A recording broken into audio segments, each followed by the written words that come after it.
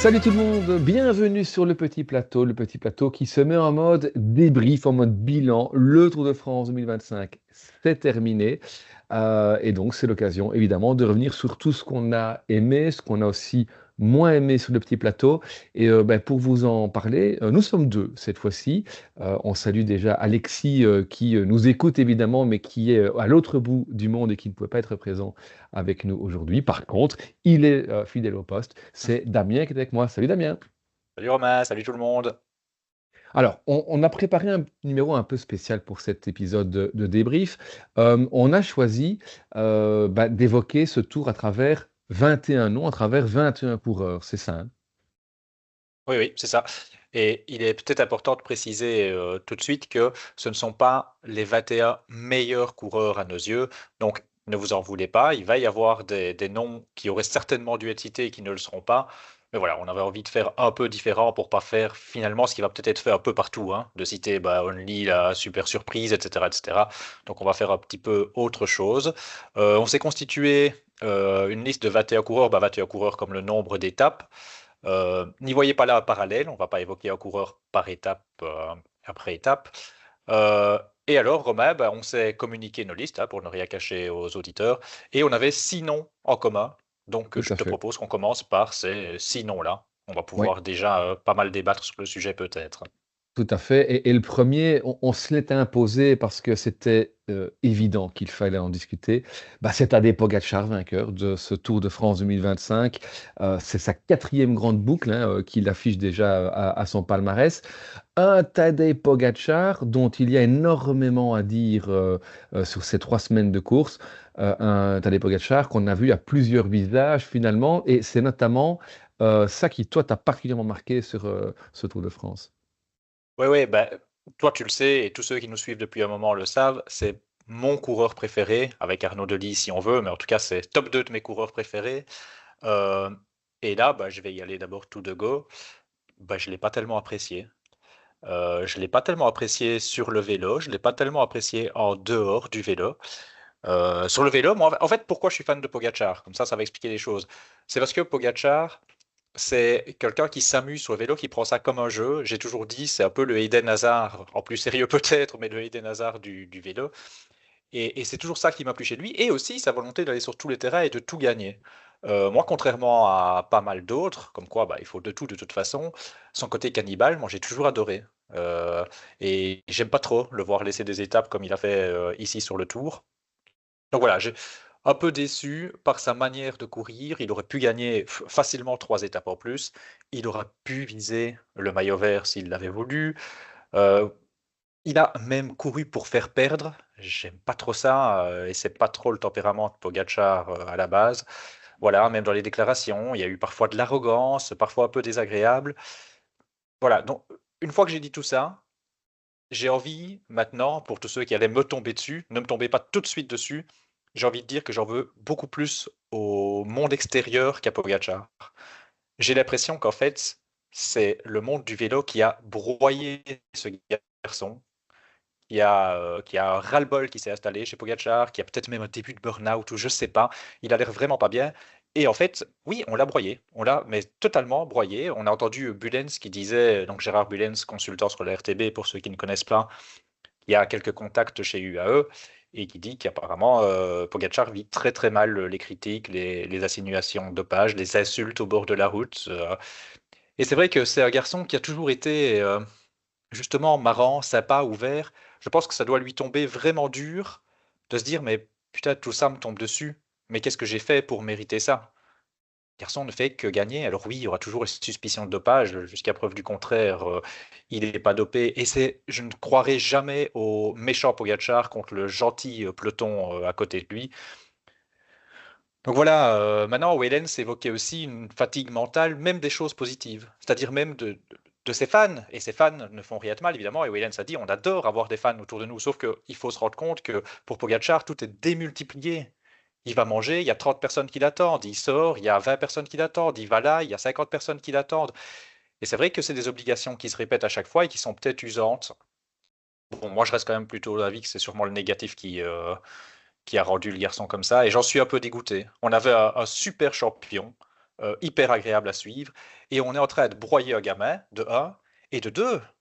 Attention, on est en train de se saboter nous-mêmes parce que c'est pas pour ça qu'il va gagner moins, hein. Il va dominer tout autant et il va être moins agréable à suivre. Franchement, tout le monde est perdant dans l'histoire. Ouais, Alors, un ouais, tout petit truc avant de te donner la parole, je vais nuancer un tout petit peu.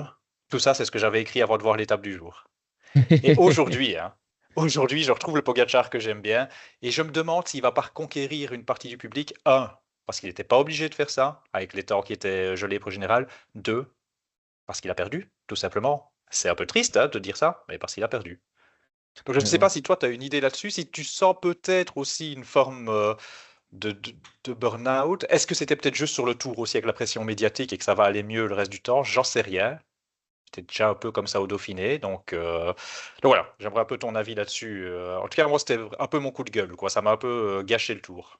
Ouais, tout à fait. Mais c'est vrai que si on découvre vraiment en deux parties, il y avait effectivement le Pogacar sur le vélo et puis le Pogacar à côté du vélo. Alors sur le vélo, on n'est pas habitué à ce qu'il offre très clairement des victoires.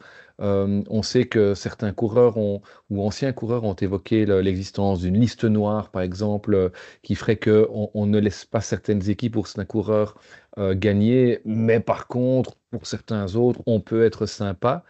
C'est possible. Je pense que n'importe qui, n'importe quel être humain a ses préférences. Donc voilà. Par contre, effectivement, est-ce que Pogacar a littéralement offert des étapes?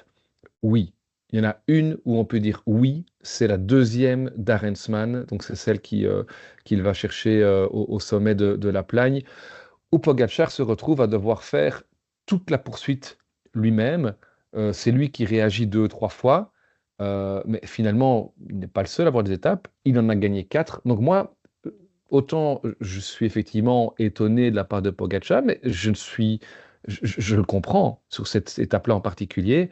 Euh, et je le comprends d'autant plus que les personnes dans sa roue, ou le rival dans sa roue, Vingegaard, et l'ensemble de son équipe, on te jouait c'était manifestement du bluff, mais on jouait une campagne de communication très agressive. Mhm. Hein, d'habitude, ils étaient toujours assez renfermés. On a un plan, on ne dit rien sur le plan, vous verrez, et puis on ne voyait pas grand-chose. Là, ils ont dit, on va y aller, on va lui mettre la pression. Vingegaard lui-même hein, a dit lors de la deuxième journée de repos, moi je suis prêt à tout sacrifier, même à perdre ma deuxième place si c'est pour essayer de gagner. C'est un adage que j'aime particulièrement, vous le savez si vous nous écoutez régulièrement sur ce petit plateau, c'est pour gagner, il faut oser perdre.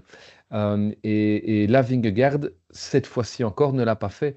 Donc on a eu pendant toute la préparation déjà du Tour de France, une campagne de communication de Visma qui était de dire euh, les chiffres sont meilleurs que l'année passée, il est meilleur qu'à l'entraînement, il n'a jamais été aussi fort, Jonas vient pour remporter un troisième Tour de France. Et c'est vrai que pendant toute la première partie du Tour, on a vu un Jonas qui était entreprenant, ce qui était assez étonnant finalement par rapport, pas ce à quoi on avait été, entre guillemets, annoncé, mais par rapport à ce à quoi on avait été habitué. Et très vite, quand il se rendu compte que, ouais, mais en fait, il est quand même fort, non, ben c'est bon, on arrête. Et ça, c'est très, très, très dommage. Et Vingegaard a encore essayé, effectivement, une fois de temps en temps. Hein, je pense qu'il fait une accélération dans le col du Pré, ou je ne sais même plus quel col, et puis c'était fini. Certains vont dire aussi, mais oui, mais l'équipe de Vingegaard n'était pas assez forte cette année-ci. Peut-être, on en reparlera tout à l'heure. Mais toujours est-il qu'il y a vraiment eu sur le vélo, euh, je veux dire, une sorte de harcèlement contre Pogacar dans la mesure où l'impression c'était qu'il fallait faire perdre Pogacar plus que gagner nous-mêmes, pratiquement. J'exagère un peu évidemment ici. Hein. Mhm. Et du coup, tout s'est un peu télescopé. Et forcément, sur le vélo, bah, Pogacar en a eu assez, et effectivement, a offert la victoire à Huntsman. Je ne sais pas si on peut vraiment dire qu'il a offert d'autres victoires sur le Tour. Il aurait pu peut-être aller les chercher, mais est-ce que consciemment il se dit non, là je veux autoriser celui qui est là en tête à les gagner? J'en suis pas sûr. J'en suis pas sûr. Je pense qu'il se dit à ce moment-là, voilà, là je vais pas y aller pour X ou Y raison. Et là, effectivement, on arrive dans la seconde partie du tour où on a très clairement vu qu'à côté du vélo, Pogacar avait effectivement ce début de c'est pas de burn-out, hein, mais effectivement de lassitude, d'agacement vis-à-vis de plein de choses, vis-à-vis évidemment de la communication des rivaux d'une part, vis-à-vis je ne vais pas dire des fans, mais en tous les cas de toutes les critiques effectivement autour de lui, etc. Donc on a eu effectivement un Pogacar à de multiples visages, et exactement comme toi, le panache qui peut nous faire aimer Pogacar, qui nous fait aimer Damien et toi Pogacar, Damien et moi, pardon, Pogacar, Hum. euh, eh bien ce panache, on l'a pas trop vu pendant ce Tour de France, même en première semaine, hein, il va chercher des étapes, mais il le fait à part en Hautacam où il démarre vraiment au pied, il le fait parce qu'il vient sauter sur la ligne, entre guillemets, des Van der Poel, des Vingegaard et compagnie. Et donc c'est très un peu décevant, et là, les temps sont gelés, il ne peut faire qu'une chose, c'est perdre le Tour de France sur une chute, et il joue quand même la victoire. Là, on a retrouvé le Pogacar qui s'amuse. Et on a Mhm. besoin de ça. Le cyclisme a besoin effectivement d'avoir des champions, quitte à ce qu'ils écrasent tout, ben, des champions qui s'amusent, parce que comme ça, ils amusent certains suiveurs, pas tous. Petite parenthèse ici, en fait, ce que Pogacar est en train de vivre, c'est ce que Merckx, par exemple, a vécu aussi Mhm. par le passé, hein. On sait que Merckx était très apprécié dans certains pays, dans d'autres pays beaucoup moins. Et c'est vrai qu'en France notamment, hein, on se rappelle que Merckx était victime d'un coup de poing dans le Puy-de-Dôme. On lui balançait des choses. Et c'est assez dommageable. Je ne lui souhaite pas évidemment à Pogacar, mais j'espère que l'année prochaine, on aura peut-être par exemple de nouveau un autre coureur, peut-être un Vingegaard ou un autre qui sera ultra dominateur, et que les gens se rendent compte, puisque manifestement c'est pas encore le cas, que tout ça est cyclique, et que il y a dans tous les sports de tout temps eu des personnes qui dominaient. Et quitte à effectivement avoir des gens qui dominent, autant que ce soit des personnes qui ont la banane et qui filent la banane. Et ça, on l'a pas eu sur ce Tour de France, effectivement, avec Tadej Pogacar. Bravo à lui. Il a gagné presque en mode défensif, presque en mode à l'économie, a-t-on l'impression, sur le vélo, mais en mode au bout du rouleau, en dehors du vélo.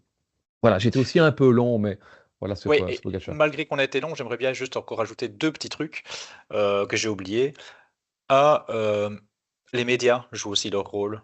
En fait, évidemment, ça fait vendre et c'est un peu la guéguerre, etc. Je vais, je suis bien désolé parce que j'adore le cyclisme sur les RTB et je continuerai d'adorer le cyclisme sur les RTB. Et c'est assez anecdotique, mais j'ai quand même envie de le citer pour exemple. Quand, je ne sais plus dans quelle étape, il n'y a pas tellement longtemps sur la fin, Wellens s'est en échappé et se fait reprendre par le peloton maillot jaune. Pendant 5 minutes, peut-être, sur l'RTB, ça critique le fait que Pogacar ne jette pas un regard à Wellens, ou lui fait pas une petite tape, ou bravo, etc. Je dirais à un moment donné, il faut arrêter de vouloir critiquer Pogacar pour tout et n'importe quoi. Ok, il agace des suiveurs, il agace peut-être même des médias qui préféreraient certainement plus de suspense, etc. Mais j'ai l'impression que quoi que fasse Pogacar, il va être critiqué. Maintenant, il peut gagner toutes les étapes, il est critiqué, il peut laisser des étapes, il est critiqué. Et autant les suiveurs, c'est quelque chose, autant les médias, je trouve, doivent être au-dessus de ça. Les médias ne devraient pas alimenter ce genre de choses. Voilà, c'était anecdotique, mais je trouve que c'était un peu le symbole de ça. Et voilà, et j'espère que, je ne crois pas qu'on nous écoute sur la RTBF, ne m'en tenez pas rigueur parce que je suivrai le cyclisme là et j'adore le boulot qu'ils font de grande qualité, hein. C'est pas ici pour dénoncer la RTB.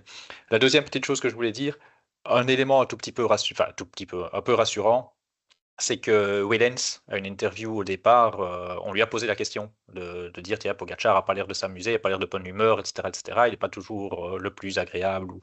Et lui a répondu, oui, peut-être effectivement avec vous, avec le monde extérieur, mais nous, dans l'équipe, dans le bus, c'est toujours le même Pogacar, très amusant et très à rigoler, tout ça. Voilà, ça me rassure quand même pour la suite. Ah ouais, tout à fait. Alors voilà, Pogacar, forcément, ben, un des hommes de ce Tour de France, c'est inévitable. Il y en a eu beaucoup d'autres. On a donc sélectionné 20 autres. Et le suivant, ben, c'est Benili. Mhm. Benili, on rappelle quand même, une victoire d'étape, un maillot jaune porté pendant 2 jours, et une place finale dans le top 10, hein, 9e place si ma mémoire est bonne. C'est un Tour de France ben, forcément très réussi pour l'Irlandais, qu'on n'attendait peut-être pas nécessairement à ce niveau-là aussi longtemps. Au passage, il décroche le titre de combatif du Tour. Benili, c'est un coureur que tu as sélectionné aussi. C'est un coup de cœur, j'imagine, pour ce Tour de France. Totalement. En fait, à un moment donné, si on accepte Pogacar parce que vainqueur et parce que quand même 4 étapes, etc., j'ai envie de me demander si c'est pas l'homme du Tour, Ben Illy. moi j'ai quand même l'impression, parce que pour tout ce que tu as cité, et puis c'est fou parce que c'est le truc où il prend pas de maillot, où il gagne pas, mais moi, la bataille sur le Ventoux, c'était incroyable. Ben Idi, il a été bon en offensif, il a été bon à la pédale, il m'a bluffé de fou. D'ailleurs, je vais te rendre hommage. Je me rappelle qu'après notre premier débrief, première semaine, il dit ah, tu avais conclu avec Ben Ili, peut-être en route pour un top 10. Mais avec Alexis, on n'avait pas réagi, c'était la fin de l'épisode, mais Alexis et moi, on s'était regardé un peu. Bah, il rêve un peu, Romain, quand même. Ben Ili, il va pas faire son top 10. Bah, chapeau, bien vu, j'y aurais pas cru du tout, et il m'a totalement bluffé, parce qu'en plus, c'est pas un top 10 tombé du ciel qui a été recherché avec une Non. échappée fleuve de 20 minutes. Costaud, tout le temps, que ce soit à la pédale ou en échappée. Vraiment impressionnant. Et il a donné plein de bonheur à le suivre, quoi, en plus, le garçon. Donc, oui, impossible de ne pas le mettre dans la liste. Ouais. Est-ce qu'on peut dire que c'est un peu le coureur frisson de ce Tour de France? Moi, c'est mon coureur frisson de ce Tour de France, c'est-à-dire que dès que Benili est là, on se redresse, on se dit, ça y est, il va y avoir du spectacle, il va y avoir quelque chose, et c'est systématique. Quand il est Mhm. là, encore lors de la dernière étape, finalement, il décroche vite, mais à un moment, on se dit, mais c'est qu'est-ce qu'il fait dans ce premier groupe qui tente de prendre la poudre d'escampette sur les Champs-Élysées? Il est dedans, c'est le seul gars du top 10 à ce moment-là qui en fait partie. C'est hallucinant. Oui, oui, oui, il a essayé encore. Est-ce que sur Pontarlier, il n'a pas essayé aussi en début d'étape? Je crois que oui. Oui, oui, oui, clairement, je te rejoins. Coureur frisson, totalement. Ouais, ouais. Alors des coureurs frissons, en tout cas des coureurs qui se sont battus, qu'on a beaucoup vus pour aller chercher un classement, pour aussi tenter, sans résultat, mais d'aller chercher des victoires d'étape. On en a sélectionné un. Mhm. Cocorico, c'est le premier Français au classement général cette année-ci. Kevin Vauquelin, ben, un peu à la manière de Benelli, c'est un coureur qu'on n'attendait pas dans le top 10 au départ, mais qui a apporté un vent de fraîcheur sur ce Tour de France. Incroyable. Incroyable. Si on me demandait de citer un coup de cœur, on en parlait un peu off là avant, on réfléchissait, c'est difficile parce qu'il y a eu pas mal de coureurs intéressants, mais moi je crois que ce serait lui. Je crois que ce serait Vauclin. Euh, D'abord, j'y croyais pas, même après son bon début de tour, je me suis dit bah il va craquer totalement à un moment donné. Je pensais pas qu'il allait rester dans le top 10. Donc déjà chapeau pour ça. Et puis il a été à l'attaque très souvent, il a été à la conquête du maillot jaune pendant la première semaine. Bon, ça n'aura pas réussi, mais il a toujours essayé des choses. Et il donc était très bon tout le tour et il conclut aujourd'hui. Aujourd'hui, il fait comme Pogacar. Alors oui, il n'a pas réussi à accrocher le tout premier groupe, mais les temps étaient gelés. Mais lui, il est allé à la bagarre encore aujourd'hui. Et Ouais, ouais. donc, chapeau, chapeau Kevin. Il sortait d'un gros Tour de Suisse, mais j'aurais jamais imaginé ça. Vraiment. Et avant le fraîcheur, et même aussi dans les interviews de ça, c'est un gars nature, c'est un gars que tu as envie d'aimer, quoi. Donc sur le vélo et en dehors du vélo, gros coup de cœur pour Vauclin sur cette édition. Ouais, ouais. Et c'est vrai que c'est quelqu'un qui a apporté aussi beaucoup d'idées à son équipe. On sait que c'est pas évident Mhm. pour l'instant pour Arkea qui est à la recherche de sponsors, puisque les deux sponsors, Arkea et BNB Hotels, ont décidé de quitter le monde du vélo. Ben, voilà une prestation qui va peut-être encourager, si tant est évidemment que Kevin Vauquelin restera dans la structure bretonne, ben, c'est peut-être effectivement une prestation qui peut encourager des sponsors arrivés. Euh, Petite question par rapport à Kevin Vauquelin. 2024, une victoire d'étape en début de tour. On ne l'a plus trop vu par après. Ici, il n'y a pas de victoire d'étape, mais par contre, on n'a pas cessé de le voir. Tu trouves que son tour était mieux réussi qu'une victoire d'étape l'année passée ou qu'il est mieux réussi cette année-ci? Alors, il est largement mieux réussi cette année. Par contre, j'ai très peur qu'il décide un jour de se mettre focus classement général du Tour de France en étant moins offensif et tout ça. Ça me plairait pas parce que Ouais, c'est très bien hein, ce qu'il a fait. Mais restons sérieux, il n'a pas les capacités d'aller jouer, ne fût-ce même qu'un podium à Paris. Donc moi, je veux continuer à avoir du Vauclin offensif. Mais s'il peut faire comme cette année, en même temps jouer avec les meilleurs, entre guillemets, le sub-top, quoi, plus l'offensif, je préfère largement ça qu'une victoire d'étape en étant distancé, et ce qui ouais, est ouais, déjà très bien, ceci dit. Hein, mais je peux te tout à retourner fait. la question, ceci dit. Qu'est-ce que toi, t'as pensé hein? Je, je, je pense que vu le contexte, il est dans une équipe française, c'est le premier Français du général, c'est mieux réussi cette année-ci. Mhm. On sait qu'un top 10 au Tour de France, beaucoup d'équipes le recherchent, notamment dans les équipes de moindre envergure. C'est souvent des beaux trophées, entre guillemets. Bah, ici, c'est voilà, une équipe comme Arkea, c'est presque inattendu, et donc, enfin, en tout cas inespéré. Et puis, effectivement, la pièce n'est pas tombée du bon côté pour une victoire d'étape. On l'a vu essayer, il a été tout le temps présent. On l'a beaucoup vu à l'écran, du coup. Et donc, pour toutes ces raisons, c'est clair que je peux imaginer qu'une victoire sur le Tour de France, c'est un truc qui est incroyable. Il l'avait gagné en Italie, hein, rappelons-nous, donc c'est pas non plus la même chose pour lui. Mais ici, effectivement, je pense que beaucoup de gens vont se rappeler, en tous les cas, pendant l'année qui va venir, très clairement, de ce Tour de France incroyable de Vauquelin. Et s'il avait remporté une victoire d'étape, là, clairement, comme ce qu'on vient d'expliquer sur Benili, c'était clairement peut-être l'homme de ce Tour de France. Quand on est septième au général, premier français et victoire, enfin vainqueur d'étape, là, c'était difficile de trouver quelqu'un d'autre. Il n'y a pas la victoire d'étape et donc ça nous permet effectivement de rebattre les cartes, de parler d'autres coureurs aussi peut-être comme un Mais coup de cœur.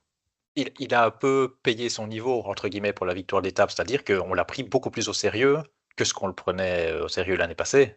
Je veux dire, ici, Tout à fait. il y avait aussi la défense, peut-être même par Soudal, à un moment donné, un petit peu du maillot blanc. Donc, il a payé tout simplement son niveau. Il joue maintenant avec les meilleurs. C'est d'autant plus difficile d'aller chercher une étape. Juste un petit truc, alerte spoiler, dans notre liste qui suit, il n'y a pas des garçons comme Only ou Lipovitz qui auraient largement mérité un petit mot. Moi, je me suis focalisé sur Vauquelin, d'abord parce que son tempérament m'a beaucoup, beaucoup plu, et aussi parce que je trouve plus étonnant ce que Vauquelin a réussi à faire que Lipovitz, très clairement, même si au début, j'y croyais pas pour cette année, mais on connaît tous le potentiel de Lipovitz. Only, je le mets entre les deux. Plus, plus étonnant que Lipovitz, et moins que Vauquelin à mes yeux, en tout cas. Oui, oui, tout à Donc, fait. voilà. Tu as dit Cocorico, Romain. On a parlé, là, on va vraiment faire plaisir à nos auditeurs français. Bon, ce sera peut-être pas le cas jusqu'au bout de l'épisode, mais en tout cas, on va continuer dans le positif.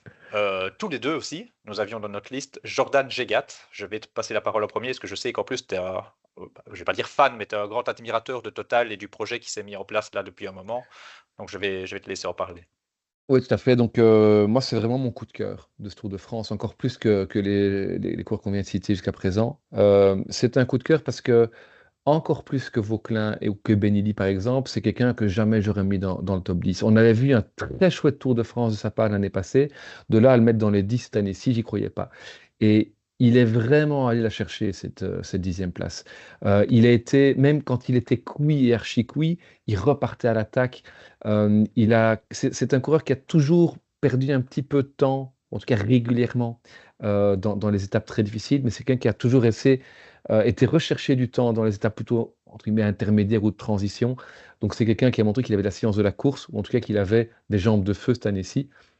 C'est vraiment une très belle vitrine à nouveau aussi pour une équipe invitée sur le Tour euh, que j'ai beaucoup critiqué pendant des années. Euh, il y a eu effectivement toute la passe Europcar avec les Veuclair, Pierre Roland. Roland, etc.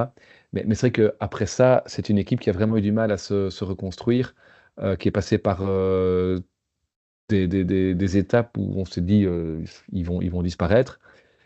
Et là, autant j'aime pas le sponsor, Hmm. autant la structure que Jean-René Bernaudot a mis en place, elle est vraiment très agréable. En tout cas, le projet est vraiment super agréable à suivre. Et ici, c'est vraiment le symbole. Euh, on parle tantôt de l'RTBF, c'est un sujet notamment que Cyril Saugrain, hein, ancien pro, amène souvent sur le tapis dans les courses de vélo ici. C'est le poids que prennent de plus en plus aujourd'hui dans le monde du cyclisme professionnel les équipes de développement. Et c'est vrai qu'aujourd'hui, même plus chez les espoirs, mais carrément chez les juniors, on a des équipes, hein. On a les Cannibals, c'est les jeunes Bahreïn. On a Auto Header, c'est les jeunes Red Bull. Enfin, il y a toutes les équipes, il y a les Gen Z chez UAE, etc. Donc toutes les grosses écuries, toutes les grosses armadas ont leur propre équipe chez les juniors maintenant. Et donc dès qu'il y a un bon junior, qu'est-ce qui se passe? Paf, il passe par tous les collages des grosses cylindrées. Et un Jordan Gégat, c'est quelqu'un qui serait jamais passé qui serait jamais pro aujourd'hui si c'était ça le cyclisme professionnel. C'est quelqu'un qui, si j'ai bien compris, si j'ai bien entendu, était poissonnier. Tiens, donc lui aussi. Mais Ouais. voilà, c'est quelqu'un qui était semi-pro, qui bossait et puis qui finalement été repéré ou qui était repêché, sans mauvais jeu de mots, par l'équipe CIC Nantes. Et puis qui, ben, grâce à ça, a été repéré par ben, le projet de Jean-René Bernaudot. Et c'est c'est génial de se dire que même un coureur qui, qui vient de cette filière, c'est-à-dire que c'est pas un talent pur qu'il faut polir, c'est quelqu'un qui est travailleur, qui est bosseur, qui va chercher ses résultats, ses places. Eh ben, même un gars comme ça peut faire un top 10, même dans certainement, ou en tout cas peut-être, un des plus petits budgets au départ du Tour de France ici, puisque Total Energy, même si le sponsor est ronflant, entre guillemets, d'un point de vue financier, je pense pas qu'ils mettent énormément d'argent dans cette équipe, d'autant plus qu'ils vont en mettre maintenant chez Ineos. Donc voilà. Mais voilà, c'est pour toutes ces raisons, c'était moi un peu mon coup de cœur ici de ce Tour de France. J'ai bien fait de te donner la parole. T'as tout dit. La phrase qui résumait le mieux, en tout cas ce que moi j'avais envie de dire, c'est la manière dont il va chercher ce top 10 quand il est cuit et archi cuit. Incroyable. Cette volonté, parce que ça faisait quelques jours, on sent qu'il est cuit. Et cette volonté, cette faculté de pas se résigner et de repartir au combat, quoi, ça m'a plu de fou. Et ça me fait plaisir pour la totale parce que ils prennent ça. Ils prennent pas grand-chose. Et pourtant, moi, je trouve qu'ils ont fait un tour assez sympa. Ils ont été quand même assez chouettes à suivre. Et donc, au final, ils prennent pas grand-chose, mais ils prennent ce top 10 qui a quand même une belle petite valeur, hein. Donc voilà, très bien pour Ouais. l'équipe aussi.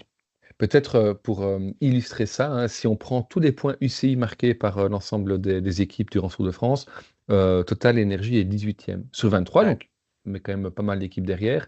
Mais c'est vrai que ça ne reflète pas, je trouve, la visibilité qu'a eu cette équipe, et pas parce que c'est une équipe française ou de France et qu'on filme en priorité ces gars-là, parce qu'ils étaient tout le temps en attaque, parce qu'on cite Jordan Gégat ici, mais il n'était pas le seul. On a vu Mathieu Burgodeau, on a vu Alexandre Delettre. Rappelez-vous, de la première étape, on a vu Matteo Vercher Mhm. qui était à l'attaque. Donc c'est une équipe qui ne s'est pas cachée. L'année passée déjà, elle a fait un chouette Tour de France avec ce succès évidemment d'Anthony Turgis sur les chemins blancs à 3 qui avait été extraordinaire. Donc c'est vraiment une équipe qui certainement redémarre de quelque chose et qui regrandit à nouveau. Euh, ça va être dur évidemment de pouvoir monter en World Tour. Je ne pense pas d'ailleurs que ce soit un réel objectif en soi. J'espère que c'est une équipe qui va pouvoir garder des sponsors et continuer à être présente sur de nombreux terrains en tous les cas, parce qu'il y a vraiment quelque chose de sympa que génère en tous les cas cette équipe. Ouais. Et une équipe, le prochain coureur, c'est pour ça que je vais faire le parallèle. Je sais que tu fais encore assez bien le parallèle entre Total et UNOX sur le côté un peu identité de l'équipe, etc. Le projet, quoi, qui existe. Le prochain coureur, c'est Jonas Abrahamsen. Alors, je vais te griller un tout petit peu la politesse pour en dire un mot. Euh, et te rappeler un souvenir. Je ne sais pas si tu te rappelles de ce qu'on avait dit l'année passée, à la fin de notre débrief du tour. Tu avais évoqué dans une liste de coureurs comme ça un mot pour Thomas de Gent, le dernier des grands Ah baroudeurs. Et je t'avais répondu, attention quand même, je pense que Jonas Abrahamsen est le nouveau grand baroudeur. Et ben il l'a confirmé cette Tout année. à fait. Et de quelle manière? De quelle manière? Alors, il revient de blessure. C'est ce que c'était fracture de la clavicule? Je ne sais pas. Oui. En tout cas, il revenait de blessure. Il a eu un début de saison assez compliqué, Abrahamsen. Il revient incroyable. Le guerrier, quoi, à l'attaque tout le temps. Et puis, je ne vais pas en dire grand-chose et je vais te donner la parole, mais pour moi, Abrahamsen, de toute façon, il méritait d'être dans la liste pour sa victoire d'étape, qui est pour moi la plus belle étape de ce Tour de France et où il gagne en étant parti dès le départ. Donc voilà, rien que pour ça, il méritait d'y être, mais il ne s'est pas contenté de ça. Encore aujourd'hui, il était encore à l'attaque. Incroyable. Bon, Abrahamsen, de toute façon, maintenant, ça devient du Abrahamsen, on le connaît, mais c'est pas pour autant qu'il faut le banaliser, quoi. Je trouve ça vraiment super chouette à suivre. Ouais, on rappelle les victoires à Toulouse, hein, cette étape qui devait ne rien n'apporter du tout et finalement qui était une des plus explosives. Alors c'est marrant que tu rappelles cette anecdote de Thomas de Gent que j'avais personnellement totalement oublié par rapport à l'année passée, mais c'est d'autant plus marrant que c'est ce que je voulais dire. Ah J'avais bah pas tu vois. grand-chose à dire entre guillemets sur lui parce que on l'a beaucoup vu, tout ce qu'on vient de dire sur Illy, sur Gegat, on pourrait presque le dire aussi sur Abrahamsen, pardon. Et je me suis dit, bah, moi qui suis un peu orphelin de Thomas de Gent, j'ai retrouvé un vrai baroudeur. Et ça, c'est plaisant. C'est aussi une façon, mais on pourra en reparler plus tard, bah, de mentionner le, je vais dire l'engagement, en tout cas l'audace de cette équipe de Uno X qui ne s'est jamais cachée. Et c'est vrai que c'est pas des équipes qui viennent simplement faire des échappées publicitaires comme à la vieille époque. C'est des équipes qui viennent avec des ambitions et qui repartent avec pas mal de choses dans les poches, du coup, avec des belles places au classement général, avec une étape ici pour Abrahamsen. Et de quelle manière, donc, effectivement, c'était un coureur aussi, un des coups de cœur effectivement de ce Tour de France. Tu l'as dit, on a 6 noms qu'on avait en commun. On arrive au 6e. Alors lui Mhm. aussi, il a gagné. bah, c'est Tim Merlier. On avait beaucoup parlé de Tim Merlier l'année passée, alors qu'il n'était pas présent. On en a beaucoup Ah, parlé cette année-ci, alors qu'il était présent. Ben, j'ai envie de te demander, pourquoi avais-tu choisi Tim Merlier dans tes 21 noms? j'ai choisi Temmerlire parce que on peut partir dans plein de directions pour parler, enfin en partant de Temmerlire. D'abord, Temmerlire, on pourrait évoquer le Tour des Belges qui finalement est assez exceptionnel malgré tous les déboires qu'on a connus. Hein. 6 victoires, j'ai entendu ça de tête, 6 victoires, 5 coureurs différents, je pense, quand même vraiment pas mal. Bah, j'ai envie de parler de Temmerlire aussi parce que alors que Milan repart avec le maillot vert, et bravo à lui, spoiler, il n'est pas non plus dans notre liste, donc on va quand même en dire un mot, il a bien mérité son maillot vert, hein, Milan. Euh, Même si, bon, je fais un tout petit aparté, même si la concurrence pour le maillot vert, et j'avais une telle hype, et tout est tombé petit à petit. Philipsen d'abord, Van Der Poel ensuite, Pogacar qui ne le joue pas, mais voilà, mais il demeure que Milan a largement dominé le débat et qu'il le mérite. Mais je reviens sur Merlier, bah, il a prouvé qu'il est le meilleur sprinter du monde, encore une fois. Et dommage qu'il n'ait pas eu l'occasion de le prouver à de plus nombreuses reprises. On a un peu de frustration parce qu'il a été empêché plusieurs fois de sprinter pour une raison X ou Y. Donc vraiment dommage, il aurait peut-être pu en claquer plus. Un autre axe où on va pouvoir discuter, et comme ça tu vas pouvoir parler de tout ça, c'est le fait que Remco s'en va. Et c'est le fait que peut-être qu'en 2026, il va falloir construire une équipe autour de Tim Merlier. Moi, je suis curieux de voir ce qui va se passer avec Tim Merlier à partir de l'année prochaine. Parce que Tim Merlier va pas recevoir, comment dire, est-ce que ça va pas même être le leader numéro un de cette équipe Soudal? Je dis pas qu'il y aura pas de grimpeurs, hein. Il y a Landa, il y a Valentin Paré-Peintre, etc. Mais est-ce que Merlier va pas devenir le fer de lance de cette équipe Soudal? Peut-être retour à la tradition de Soudal. Je parle pas des Flandriennes ici, je parle des grands sprinteurs qu'on a connus là-bas.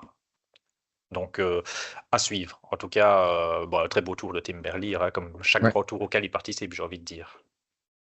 Oui, c'est vrai que on l'avait déjà mentionné dans le débrief des étapes 11 à 15, mais Tim Merlier sur le Tour de France, c'est 2 sprints, c'est 2 victoires. Mhm. Puisque dans les autres étapes où il y a eu un sprint massif, soit il était pris dans la bordure, soit il est pris derrière une chute, lui ne tombe pas, mais du coup il ne sait pas sprinter.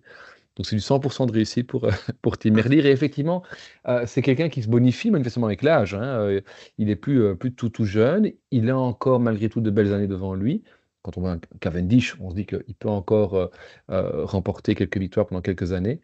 Et oui, effectivement. Alors, rien n'est officiel pour Remco, mais tout porte à croire et tous les signaux et tous les, comment je vais dire, les, les, les rumeurs qui nous viennent aux oreilles, effectivement, confirment ce départ de Remco vers la Red Bull Bora-Hansgrohe. Et donc, forcément, c'est une équipe qui va devoir ben, se reconstruire une nouvelle fois, puisque de cette équipe qui était l'ogre des classiques, ils avaient essayé de se transformer en une équipe pour les grands tours, mais tout en gardant malgré tout un petit peu des gars pour exister sur les pavés. Et finalement, ben voilà, quand on poursuit 2 lièvres différents, c'est pas toujours facile. Et donc ici, ils vont revenir sur des classiques, hein. On sait que Jasper Stuyven, normalement, va rejoindre ici l'équipe de Merlier. Donc voilà aussi du renfort pour les pavés. Mais c'est clair que on n'a plus le Stuyven de Milan-San Remo ou d'il y a 2, 3 ans. C'est quelqu'un qui peut certainement encore aller chercher de belles, de beaux résultats. Van Baarle, pareil. Mais est-ce que ce sont des gars qui vont aller remporter des grandes classiques? J'en suis pas certain. Ils peuvent le faire, mais c'est clair que ce ne sont plus les favoris. Alors qu'un Merlier, bah, il est numéro un de sa catégorie. Et donc, je pense que euh, à partir du moment où on ne sait pas mettre tous ses œufs dans le même panier, parce qu'on va garder des Landa, des Parépin et compagnie, je pense qu'il faudra malgré tout, effectivement, faire de Merlier ce leader principal, peut-être pas unique du coup, mais ce leader principal qu'il faudra épauler dès qu'on en a l'occasion, clairement. Mhm. Oui, oui, oui. Et je pense que justement, ben, on a évoqué Remco. Là, on rentre dans nos listes séparées, je vais dire, et toi, tu avais pointé Remco, donc c'est peut-être le moment d'en parler. Oui, parce que c'est Remco Evenepoel sur ce Tour de France, il a symbolisé le Tour de France. C'est-à-dire ces 3 semaines se focus finalement sur une saison complète où pendant 3 semaines, tout est exacerbé. Les victoires sont exacerbées, les défaites sont exacerbées, la pression l'est aussi, la furie des fans, la furie dans le bon et dans le mauvais sens. C'est vraiment, pendant 3 semaines, c'est le climax de la saison. Et il est passé à côté, il faut le dire, mais même en passant à côté, il remporte un chrono, il porte un maillot blanc pendant plusieurs jours. Il est deuxième au général derrière Pogacar et puis troisième au moment où il abandonne. Donc même en passant à côté, il a réalisé finalement une partie Tour de France que 160 coureurs certainement rêveraient de réaliser. Et donc ça nous montre en même temps peut-être tout le potentiel qu'il y a chez Remco. Et alors finalement c'est après coup qu'on commence à comprendre dans les déclarations, ça peut être du pipeau, hein, mais dans les déclarations d'après-abandon, quand il dit, bah, en fait, j'étais déjà vidé avant même de commencer ce Tour de France. Et c'est ce que je disais, en fait, ça symbolise ça. C'est le Tour de France, c'est le moment de la saison où il faut être à 100% tout le temps. Et je trouve que ça pose la question de savoir si Remco, pas est prêt mentalement, physiquement, mais est-ce qu'il doit se concentrer sur le Tour de France dès maintenant dans sa carrière? Est-ce que il va changer d'équipe, il va arriver dans une équipe où bah, Lipovic, troisième maillot blanc du Tour de France, donc qui a fait ce que Remco a fait l'année passée, va certainement prétendre lui aussi à avoir un rôle de leader. Est-ce que Roglic va être prolongé? Dans ce cas-là, ça veut dire qu'on a un troisième. On sait que Roglic, c'est un cas particulier. On aurait pu le mettre, là aussi, on ne l'a pas cité, mais c'est vrai que maintenant que j'y pense, j'aurais dû le mettre dans mes noms. Mais donc, voilà, est-ce que la solution, peut-être, ce n'est pas de faire grandir Remco un peu moins vite et de lui permettre d'abord d'aller remporter un Giro parce que c'est clair qu'il a déjà remporté énormément de choses, hein. Il n'a que Mhm. 25 ans. Il a déjà remporté tous les titres possibles, imaginables en contre-la-montre. Sur route, il a déjà été champion du monde, il a déjà été champion de Belgique, il a déjà été champion d'Europe, il a déjà... champion d'Europe, je ne suis pas sûr. Non, peut-être pas sur route, peut-être pas en ligne. Donc, tu te Euh, rappelles pas de son beau doigt d'honneur attends, à Colbrelli, je crois, si je dis pas de bêtises, où il C'était termine cette deuxième et course-là. Colbrelli qui Ah, ne... Je pense que c'est ça, championnat d'Europe. voilà, ça doit être ça. Euh, les JO, donc voilà, c'est clair qu'il manque plus grand-chose déjà, entre guillemets, au palmarès de Remco. Euh, mais il était jusqu'ici dans une équipe où on lui mettait une pression de dingue, hein. Rappelez-vous, Patrick Lefevre, il disait, il ne sera pas mis sur ma tombe que je n'ai pas gagné le Tour de France. Puis Patrick Lefevre a été manifestement un peu évincé de cette équipe Quick Step, remplacé par Jürgen Forêt qu'on ne connaît absolument pas, mais sans doute que ça a déjà été un premier déclic. Les recrutements de Stuyven, de Van Barle, qui sont des très chouettes recrutements, c'est pas des coureurs qui vont aider Remco à gagner le Tour de France. Donc il y a là un projet qui ne parvient pas finalement à se mettre à la hauteur des ambitions de son leader. Et donc c'est peut-être normal et c'est peut-être sain, peut-être pour les deux parties finalement, que Remco s'en aille. Et pour moi, la meilleure preuve, c'est qu'effectivement, tout est en train de se mettre en place. Et si Soudal ne court pas après le fait de garder Remco, il faut quand même imaginer que c'est quand même deux sponsors belges, l'équipe numéro 1 en Belgique, qui va laisser filer la pépite belge qui pourrait gagner le premier Tour de France depuis 50 ans, hein. Donc on ne lâche pas comme ça le coureur sans contrepartie. Et les contreparties, de ce qui nous revient aux oreilles, c'est pas si énorme que ça, hein. Ce serait 2 millions d'euros pour racheter la dernière année de contrat. Voilà, c'est pas énormissime, moi, je trouve. Tout ce que j'espère, c'est que ben, Remco sera bien entouré là-bas. On sait qu'il va partir là-bas avec plusieurs personnes de son entourage, mais quand on voit comment Red Bull a roulé ce Tour de France, comment certains ont roulé plus pour leurs pommes, à ton impression, que pour aider un gamin à rester sur la troisième place du podium. Est-ce que c'était des consignes de direction sportive? Et dans ce cas-là, c'est une catastrophe sans nom. Enfin voilà, cette fin de tour de la Red Bull ne me donne pas comment, ne me rassure pas pour la suite. Je trouve que Remco devait partir de chez Soudal désormais, mais peut-être qu'il y avait moyen d'aller ailleurs. J'aurais plutôt vu chez Ineos. Maintenant, on sait que chez Ineos, Voilà, il y a toutes des rumeurs qui circulent sur le passé de l'équipe, hein. On a vu ça avec l'ancien médecin de Froome et compagnie. Donc, est-ce que c'est peut-être ça aussi qui peut faire peur? J'en sais rien. Mais donc voilà. Et à partir du moment où Ineos, c'est pas possible non plus, bah, il n'y a plus 50 solutions non plus, hein. Donc, Ouais. Je vais pas revenir sur son tour 2025. Juste, moi, je me pose des questions. C'est-à-dire que je n'affirme rien ni dans un sens ni dans l'autre. C'est vraiment des questions que je me pose. Je ne sais pas si un garçon comme Remco, c'est bénéfique pour lui ou pas de ne pas avoir cette pression d'être le fer de lance. Il a quand même un ego, comme pas mal de grands champions. Et là, il va falloir composer avec d'autres gars. Alors Remco est au jour, bah, peut-être que je me trompe avec Roglic, j'en sais rien, mais j'ai l'impression est plus super, ce sera la superstar malgré tout de Red Bull, beaucoup moins que ce qu'il l'était chez Soudal, mais Remco, ça reste une superstar, même en dehors de résultats, même si c'est raté. Il a un côté star que n'ont pas nécessairement des. Bon, Roglic l'a eu, mais peut-être un peu moins, et que n'a pas, en tout cas, pas encore Lipovic. Euh, donc voilà, je sais pas. Je sais pas s'il va être bien ou pas.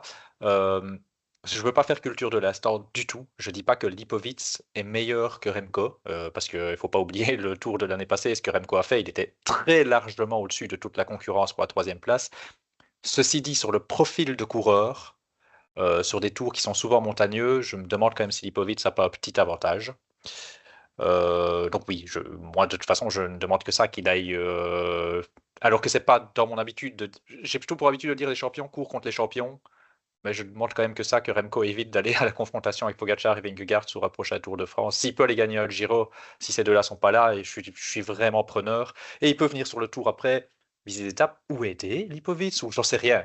Mais et je te coupe parce que tu l'as très bien dit, sur un profil de tour comme celui-ci, où on a finalement que de la haute montagne, voire de la très haute montagne. Et là, manifestement, effectivement, un Florin Lipovic montre que il a peut-être, pour l'instant, en tous les cas, un peu d'avance sur Remco.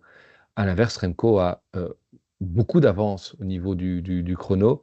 Euh, Remco est beaucoup plus polyvalent aussi. C'est un coureur qu'on va voir toute l'année, alors qu'un Lipovic, on le verra seulement sur certaines courses à étapes.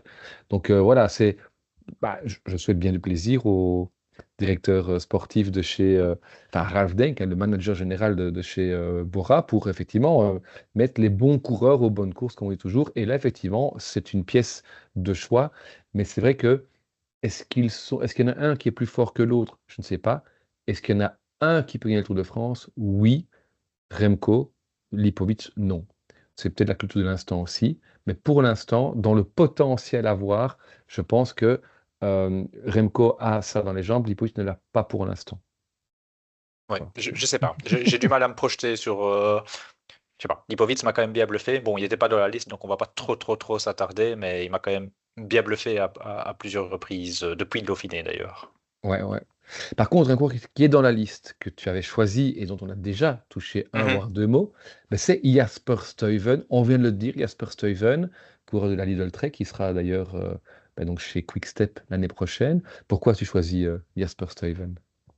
J'ai choisi Jasper Stuyven, mais j'aurais peut-être dû attendre pour parler tout à l'heure du maillot vert, parce que c'est quand même un mec important dans le dispositif de la Lidl pour Milan. C'est pas le seul, mais il a participé au succès de Milan sur ce tour. Euh, Et à contrario, enfin, c'est très bien, mais moi j'aime bien aussi le voir jouer sa carte. Stuyven, il peut être un formidable baroudeur aussi en fait. Euh, donc voilà, c'est à la fois c'est pas du tout une déception. Lui il n'a pas déçu, il a fait son job parfaitement. C'est une petite déception personnelle, mais très petite parce que je m'y attendais. C'était prévu que de toute façon ce soit pour Milan, hein. Et puis tu sais que c'est un de mes coureurs préférés, donc j'avais envie de parler de Jasper. Et aussi, justement, oui, pour son transfert qu'on a déjà évoqué. J'espère qu'il n'aura pas exactement le même rôle pour Merlier l'année prochaine, même si c'est très bien, hein, s'il peut aller pour les Merlier. Tu as très bien dit des choses quand tu as dit euh, Stuyven, c'est un très bon coureur. Et sur des classiques enfin, de seconde envergure, c'est-à-dire pas les monuments, juste en dessous, si les tout meilleurs sont absents, ça peut être un gars intéressant, même sur un coup, on ne sait jamais. Mais oui, c'est pas le numéro 1, et Merlier, c'est le numéro 1 de sa catégorie. Donc voilà, il peut être intéressant pour Merlier sur un tour, et puis là, je sors un peu du cadre du tour. Je serais quand même content de le voir sur les classiques. plus à son compte, même si parfois son duo avec Pedersen, ça pouvait lui servir aussi, hein, mais je suis quand même content de le voir aller chez Soudal et je suis curieux. Ça pourrait très bien être un déclat et un flop, mais je suis curieux. Mais donc voilà, j'avais juste envie de mentionner un des coureurs que j'aime beaucoup. Ouais, et peut-être juste rajouter que il signe de nouveau top 10 sur ce Tour de France. Mhm. Il en est, je pense, à 29, je crois, top 10 Je sais pas beaucoup, d'étapes. mais je sais pas. Ouais. Ouais, sans aucune victoire, malheureusement. Ouais. Mhm. Ouais.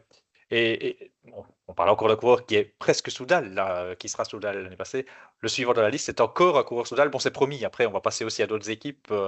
Et on revient en territoire français. Toi, tu as choisi de prendre dans ta liste Valentin Paré-Peintre.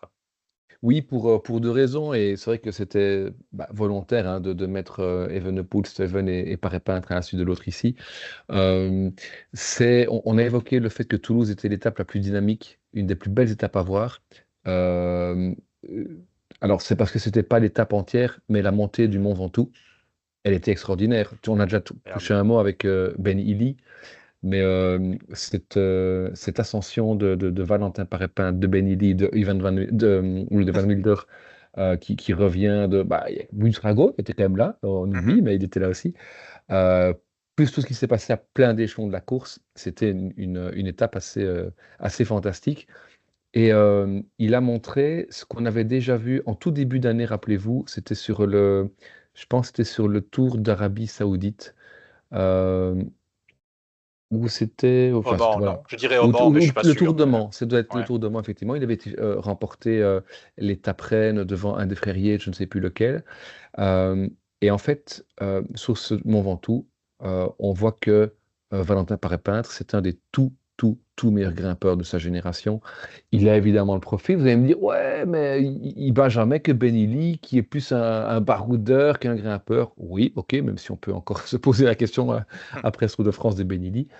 Mais non, non, c'était une victoire. Et puis de nouveau, un Français qui va gagner au Mont Ventoux, quand la France attendait ce premier vainqueur d'étape français, l'histoire était très belle et peut-être même un peu trop belle. C'est-à-dire que j'ai envie d'avoir un aspect, un avis nuancé sur le Tour de France de Valentin. Beaucoup de gens, je ne dis pas qu'ils l'ont fait à raison, mais beaucoup de gens ont réagi surtout chez les fans de Remco, en disant ah, on ne le voit pas pendant 2 semaines. Quand Remco a besoin de gens, il est tout seul, il n'y a personne pour l'aider. Et puis une fois que Remco abandonne, il va gagner le Mont Ventoux.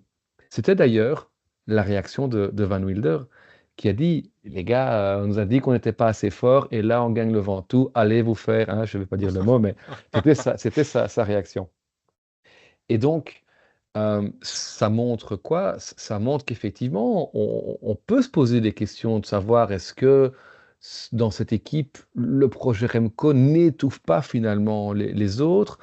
Moi, je préfère me dire que c'était simplement voulu, qu'on attendait Valentin Paré-Peintre en troisième semaine, pas spécialement avant, parce que Valentin Paré-Peintre, c'est un pur grimpeur, c'est-à-dire que c'est pas quelqu'un qui va aller donner un coup de main sur Mur de Bretagne. Enfin, il peut être là, mais c'est pas forcément là qu'on aura vraiment besoin de lui. Et c'est certainement là où il manque effectivement quelqu'un chez Soudal pour épauler Remco. C'est entre les tout bons grimpeurs que sont des Landa, des Paré-Peintres, et les autres qui vont aider Remco sur le plat. Là, entre les deux, c'est là où normalement des Max Schachmann devraient, mais on ne les a pas vus. Et donc voilà. Il y avait ce côté, effectivement, l'histoire est belle, mais pourquoi n'a-t-on pas vu Paré Peintre avant? C'est un peu dommage, surtout qu'on l'a revu par après. Donc voilà, j'avais envie voilà, d'avoir cet avis nuancé sur Valentin. Mais alors, pour être vrai, surtout pas toi, vu qu'on s'entend très bien, mais moi, ça m'a agacé, hein. Les réserves qu'il y a eu, ouais, mais il n'était pas là pour Remco. D'abord, il avait essayé, en début de tour, de prendre une échappée pour servir de relais, et oui, il n'avait pas été au niveau. Après, on va pas oublier non plus que Valentin Paré-Peintre, je sais plus si c'est blessure ou maladie, mais lui Oui, aussi, il revient de petits soucis, hein. fracture du coccyx, hein. Donc c'est quand même pas rien. En vélo, quand on fait un peu de vélo, le coccyx, on sait que ça sert à quelque chose. Voilà, voilà, donc non, non, moi je pense pas. J'ai pas aimé parce que ça sous-entendait un peu d'égoïsme ou quoi que ce soit, et j'ai pas aimé du tout parce que je pense que le garçon est tout à fait prêt à se mettre au service d'eux. Et puis voilà, donc ouais, non. Et en plus, venir ternir un moment qui était C'est l'étape de montagne. On a parlé de Toulouse, mais oui, l'étape de montagne, effectivement, même sur Montée 16, j'aurais jamais cru. Pour moi, ça allait être l'étape qui allait être chiante au Ouais, possible. Mais les peignés qui se sont mis avec Benili, c'était hallucinant. Ouais, tout à voilà, fait. bref, je ne vais pas Et m'étendre sur Valentin Parapètre, mais ouais. et il était là aujourd'hui d'ailleurs. Bon, pas dans les tout meilleurs, mais étonnant. Tu vois, tu parles mur de Bretagne, étonnant. Je l'aurais vraiment pas attendu aujourd'hui, mais il était au combat, c'est bien. Ouais, ouais. Et c'est vrai qu'on peut aussi retourner la chose, hein, se dire que la réaction, elle est magnifique après l'abandon du leader. Qu'est-ce qu'on va encore faire ici? Mhm. On a déjà 2 victoires avec Merlier. Voilà, ils auraient pu terminer le tour en se tournant les pouces et en cherchant les groupettos. Non, non, ils y sont allés. Donc, clairement, c'était intéressant. Le nom suivant, c'est un nom que tu avais coché, qui est aussi un vainqueur d'étape, Oui, assez récent d'ailleurs. oui, C'est Caden Groves, ouais. l'Australien de chez Alpecin de Seninck. Autre équipe belge, autre équipe avec 3 victoires avec 3 coureurs différents. Enfin oui, Soudal c'était 4 victoires, mais 3 coureurs différents. Ouais, ouais, j'ai envie de parler de Caden Groves parce qu'en fait, moi j'aime ce coureur depuis un moment. Euh, Déjà, il a prouvé, Alpecin, on pense Van der Poel, et puis derrière, on pense Philipsen. Caden Groves, il a prouvé qu'il n'y a pas que ces deux-là. Il gagne sur tous les grands tours. Il vient de rentrer donc là dans le cercle restreint des vainqueurs sur les 3 grands tours. Je pense que c'était son premier Tour de France en plus, hein. Donc il met la balle au fond dès le départ. De quelle manière? Incroyable. L'étape de Pontarlier, on n'aurait pas dit que ça pouvait sourire à un sprinter. Et c'est là que j'en viens. Pour moi, oui, c'est vrai, ces autres étapes sur les autres tours, il a gagné au sprint. Mais Caden Groves, c'est pas un sprinter. Ça l'était, en début de carrière, moi j'ai cru que ça allait devenir un des meilleurs sprinteurs du monde. Et puis à partir du moment, je l'ai trouvé un peu collé à la route quand il sprintait. Mhm. Mais par contre, quelle progression dans les bosses. Je vais pas dire que c'est devenu un puncher, mais honnêtement, j'hésiterais presque entre sprinter et puncher, tellement il a une capacité folle. J'ai plus envie de mettre, ça n'existe pas, je crois, cette catégorie, sprinter baroudeur. Euh, et en fait, moi je l'aime depuis quand? Depuis une Volta Limburg qu'il a remportée. Ah ouais, j'étais devant la télé ce jour-là et je me dis, mais le gars est fou. Je me rappelle plus, mais je crois qu'il était avec 3 lotos, si je dis pas de bêtises. Il faudra retourner vérifier. Il était en tout cas en infériorité numérique par rapport au loto. Et tu te dis, bah les lotos vont l'attaquer. C'est le mec le plus rapide. Mais il n'a pas attendu. C'est lui qui a attaqué les 3 lotos et qui est parti à un moment donné tout seul ou déjà accompagné. Je sais pas. Je crois qu'il termine au final avec. Alors de tête, je dis peut-être des conneries. Je crois que c'est Van Gils. Je suis pas sûr. Bref, il termine avec un loto. Il l'aligne quand même au sprint. Mais c'est lui. Les lotos n'ont même pas eu le temps de l'attaquer. C'est lui qui a pris des devants. Volta Limburg, pour ceux qui ne connaissent pas, on dit souvent la mini Amstel. Euh, voilà, moi je suis fan de ce coureur qui sait qu'il y a une pointe de vitesse, mais qui ose prendre des initiatives. C'est toujours chouette déjà les sprinteurs qui partent à l'avant, hein. Dès qu'il y en a un qui le fait, moi j'aime bien. Et Groves, bah voilà, j'aime pour ça et j'étais très très très content qu'il gagne. Il y a eu certes une chute de laquelle il a pu profiter, mais moi j'ai vraiment pas envie de me dire qu'il en a profité. Parce que ceux qui ont regardé l'étape, ils auront vu que Groves, il était fort de fou pendant toute l'étape. Tout à fait. C'était effectivement assez impressionnant cette façon dont il est parti en facteur, hein. Les deux Ouais, autres n'ont même pas réagi en fait. Alors il y a il y a une peut-être une erreur petite des erreur deux autres, tactique hein. aussi, Oui, hein. bien sûr, bien sûr. Ouais. Alors un autre nom que tu avais coché, encore un vainqueur d'étape, hein, Oui. c'est un maillot unique qu'on a beaucoup Mhm. vu dans ce Tour de France. C'est Tim Wellens, champion de Belgique, coéquipier de Tadej Pogacar. Ouais, je crois que la chose qu'il a le moins bien fait sur ce Tour de France, c'est qu'il a été prendre les points et que du coup, il portait pas son beau maillot de champion de Belgique pendant quelques journées. Mais non, non, mais blague à part, il a porté les poids, il a gagné une étape. Mais en fait, je l'aurais cité, même sans sa victoire d'étape, il a été omniprésent. Il a été un équipier en or au sein du peloton. Il a été un équipier en jouant un coup d'avance. Je me rappelle, alors je rappelle aux auditeurs aussi, on en avait parlé avec Alexis notamment sur nos compositions d'équipe de rêve et on débattait un peu Wellens Van Aert et j'avais dit bon, on saura jamais. Alexis me disait, je crois pas qu'il est capable de faire du Van Aert, de prendre un coup d'avance et puis d'aider. Et moi je disais oui. Il est capable, mais on le saura jamais parce qu'il va jamais le faire. C'est pas un tactique UE. Bon, il l'a fait. Alexis, tu as eu souvent raison sur plein de choses. Pour une fois, moi, je vais un petit peu me la péter ici. C'est moi qui avais bon sur Wellens. Non, non, il a été super fort, quoi. Et Ouais, en ouais, ouais. plus, ce qui gâche rien, Tim, c'est quand tu l'as à l'interview, il te donne la banane, il te donne le sourire, toujours très bon à l'interview. Il n'a pas trop de langue de bois, il est très sympa. Superbe tour de la part de Tim. Ouais, c'est la forme de sa vie, hein, très clairement. Mhm. Il va remporter cette étape comme il avait remporté pour la Belgique, où il avait mis tout le monde derrière. Même Remco Evenepoel n'était pas revenu sur lui. Est-ce que j'imagine, enfin, je crois connaître la réponse, c'était le meilleur coéquipier de Tadej Pogacar sur ce tour. Je sais pas. Ah, Je sais pas. Je sais pas. Chacun dans son rôle. J'aurais tendance à te dire oui comme ça de premier abord. Maintenant, c'est un peu différent, mais le travail de Polite, comme l'année passée, incroyable. Et puis, bah, en fait, je vais ouvrir une parenthèse où il peut pas répondre parce qu'il n'est pas là. Mais je sais qu'Alexis nous a beaucoup parlé de Narvaez, qui était incroyable. Le niveau de Narvaez était fou. Donc, je sais pas. En tout cas, ces trois-là ont été assez incroyables. J'ai l'impression que Wellens était plus omniprésent sur tous les terrains. Donc, peut-être, oui, effectivement, que je mettrais Tim comme meilleur équipier sur ce tour. ouais, mais c'est vrai que Wellens, on l'a beaucoup vu en début de tour. On sentait bien que c'était le leader, enfin pardon, le lieutenant de Tadej Pogacar dans ses premières semaines. Et puis, ben, avec la chute et l'abandon d'Almeida, les choses ont changé chez UAE. Il a fallu quelque part remettre un homme de plus, et c'est sans doute là où effectivement un Narvaez est monté entre guillemets dans la hiérarchie. Au même moment, un Adam Yates a fait un tour transparent. Et honnêtement, Mhm. je ne me rappelle pas vraiment avoir vu Adam Yates emmener un peloton dans un moment un peu chaud. Et donc, ben, voilà, il a fallu effectivement compenser ces pertes. Et c'est sans doute ça qui fait qu'on a vu Tim Wellens là où sans doute on n'aurait pas dû le voir euh, dans un, dans un premier temps. Mais Ouais, c'est clair que, oui, pardon, mais j'allais te dire, euh, oui, il y a eu l'abandon d'Almeida, puis il y a eu aussi Solaire, bah, mitigé, et Sivakov, mais je pense qu'il a été malade, mais Sivakov n'a pas non plus répondu vraiment aux attentes, hein. tout à fait, tout à fait. Et donc, ben, Wellens, maillot de champion de Belgique sur les épaules, qui ouvre la voie pour un maillot jaune.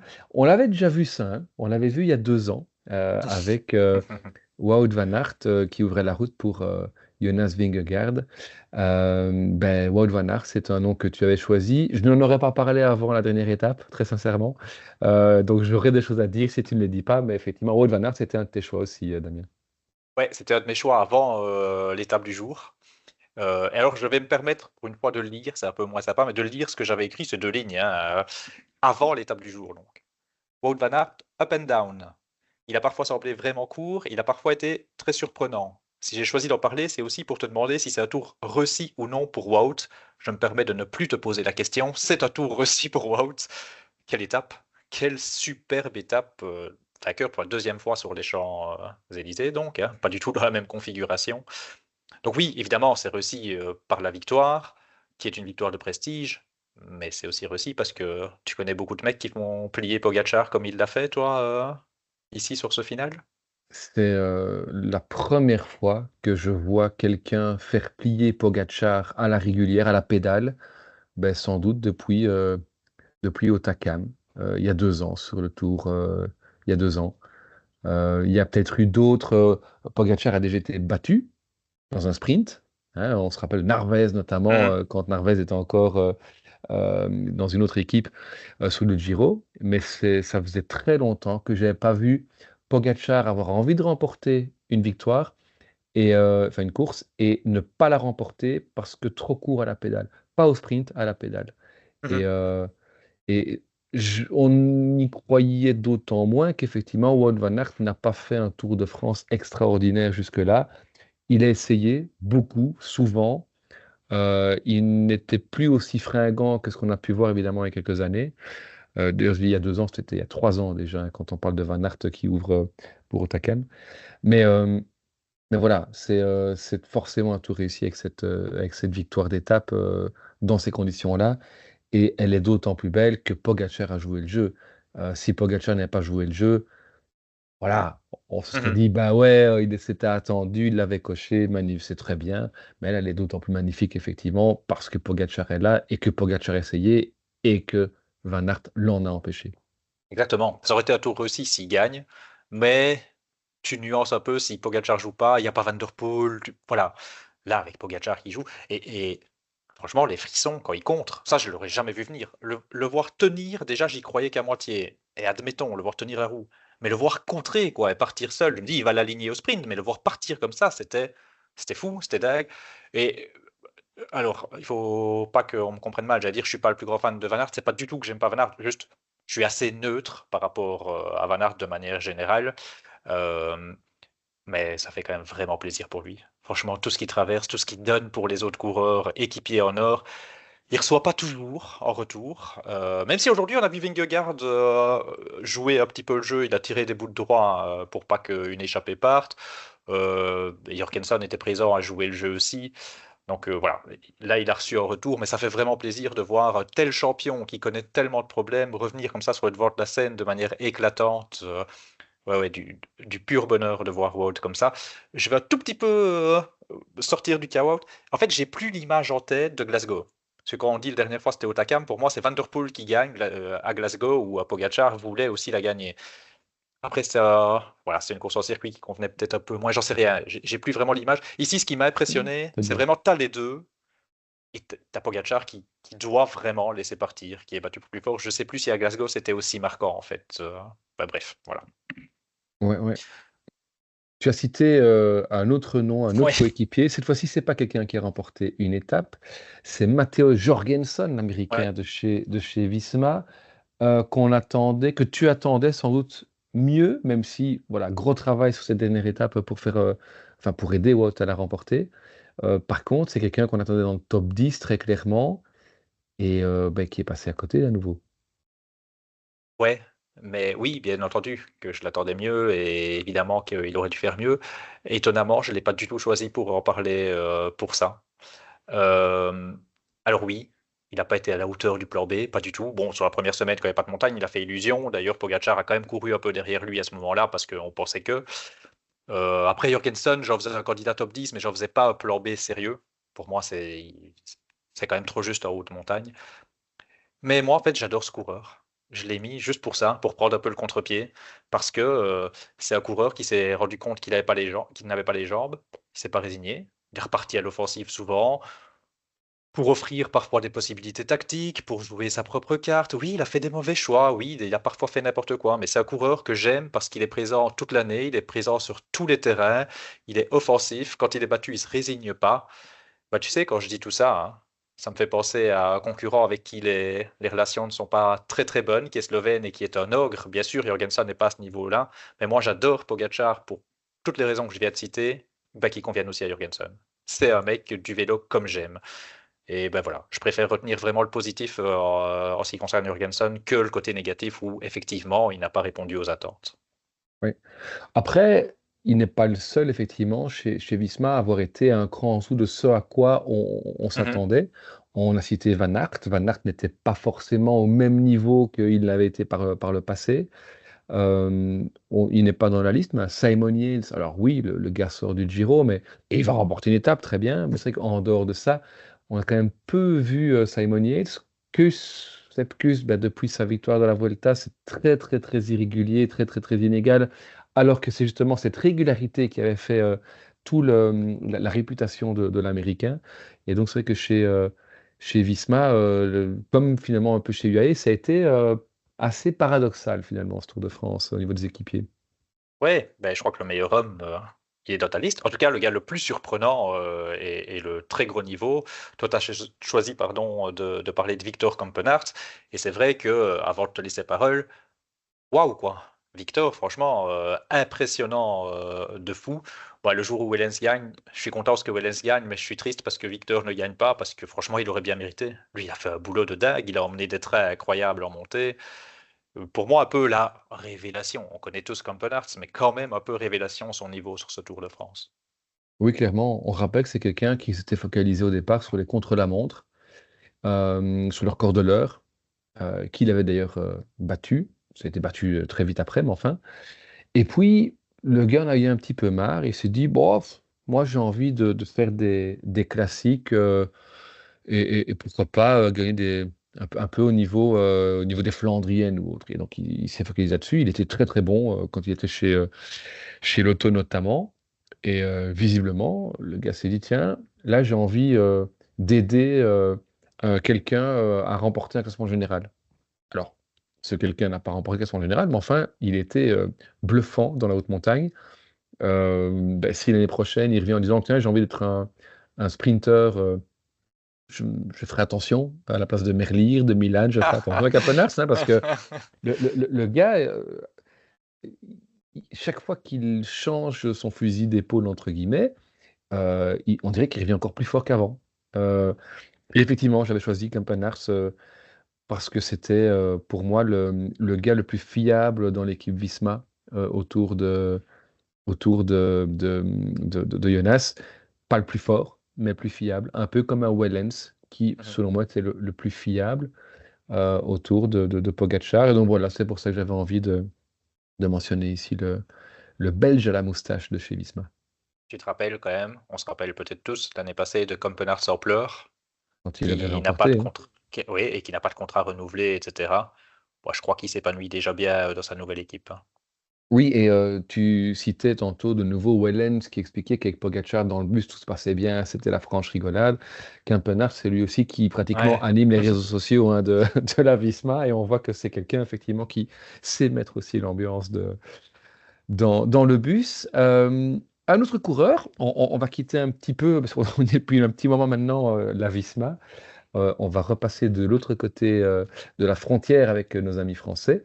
Et tu as sélectionné en 15e homme déjà, Romain Grégoire. Ouais. Euh, je vais être dur. Je suis désolé, je vais être dur. Je suis un peu déçu. Je suis un peu déçu parce que j'attendais un Romain Grégoire omniprésent. Et il m'a vendu du rêve sur son Tour de Suisse. Non pas que je l'attendais pour un très haut classement, hein. Je pense que Romain Grégoire sera jamais un mec qu'il faut attendre dans un classement général sur un Tour de France. Mais je m'attendais à le voir, peut-être pas Ben Illy, mais ouais, à voir énorme animateur de ce Tour de France. Donc voilà, je suis un peu déçu, mais je me rends compte moi-même que je suis dur. En fait, je suis souvent dur avec les gens, avec les garçons que j'aime beaucoup. Je l'adore, Romain Grégoire, et je pense qu'il a un potentiel énorme, et c'est pour ça que je me permets d'être un peu dur. Maintenant, si je dois être parfaitement honnête, il a été très très bon en première semaine, à la pédale avec les meilleurs. Et il était encore là après 3 semaines. Il était clinique en fait, il a bien choisi ses moments. Il était très fort à Pontarlier l'avant-dernier jour. Donc très bon en première semaine, très bon en avant-dernier jour. Pour un gamin de son âge, c'est quand même vraiment pas mal, hein. C'est juste que certainement je place la barre un peu trop haut pour Romain Grégoire. Par contre, là où je vais être un peu moins nuancé, bah, à part Romain Grégoire, la Groupama, les gars, rien. On n'a rien vu de la Groupama. C'est vrai que déjà sur le papier, c'était pas l'équipe la plus hypante. Mais voilà, on n'a pas beaucoup vu Madouas, alors que là, il avait certainement sa carte à jouer. Il n'y a pas un énorme leader. Oui, il y avait Guillaume Martin, mais qui se débrouille plus souvent tout seul, qui est tombé, voilà, on n'a pas vu du grand Guillaume Martin. Et moi, rappelle-toi, j'attendais de voir Penouette, on l'a pas beaucoup vu non plus. Donc voilà, j'ai peut-être pas suivi d'assez près. Je sais pas si certains ont eu des petits soucis dans des chutes, etc. Enfin, Guillaume Martin, oui, mais Groupama, pas top, quoi. Ouais, ouais. Ouais, effectivement, je suis assez d'accord. Et peut-être que Groupama aurait aimé avoir encore son autre pépite, qui était Lenny Martinez, hein. Hum, C'était l'homme que moi j'avais choisi ensuite. Et j'avais envie effectivement, qu'on les aborde l'un derrière l'autre parce que euh, c'est, ce sont deux coureurs qui, je trouve, effectivement, ont sorti un Tour de France. Tu disais clinique, effectivement, ils ont choisi vraiment des moments de course. On se rend compte aussi peut-être qu'ils sont encore très jeunes, qu'on les a peut-être vus trop beaux trop tôt. mhm, Et effectivement, au final, tous les deux, on les a vus par moments. Ils ont été éblouissants par moments, mais à la fin, ils n'ont pas grand-chose. Euh, oui, Romain Grégoire, effectivement, a des belles photos finish où il est à la lutte avec des Pogacar, des Vingegaard. Oui, Denis Martinez aura quelques maillots à poids, dont la moitié qu'il a porté parce que Pogacar avait le jaune. Mais au final, effectivement, c'est des coureurs peut-être qui avaient une trop grosse pression aussi de la part des supporters français. Et donc je disais qu'on a peut-être vu trop beau, trop tôt, mais qui ont indéniablement du potentiel. Et c'est pas passé loin parfois, hein. C'est que Pontarlier, sans la chute, euh, s'il arrive gros, il est battu, Grégoire. Mais s'il y a un gars qui peut décrocher Gross avant Pontarlier dans les 20 bandes qui restent, c'est sans doute Grégoire. Et donc, mhm. voilà, c'est ça qui est vraiment malheureux. C'est pas de bol non plus. Et c'est qu'un Lenny Martinez, euh, mais très inconstant finalement. Ah Euh, ouais. et et c'est même pas inconstant d'un jour à l'autre, c'est même d'un col à l'autre. Il va faire un col et je veux pas ici évoquer le bidon collé qui fait que voilà, c'était effectivement, c'était grotesque. mais je ne peux pas imaginer qu'il l'ait fait dans chaque col où il a bien monté chaque col. Parce que il y a des cols où on se dit, mais Lenny, mais c'est un super grimpeur, c'est le favori pour le maillot à pois, il va les remporter une ou deux étapes dans la haute montagne en troisième semaine. Et puis, le col suivant, il est décroché après 2 kilomètres et termine à une demi-heure.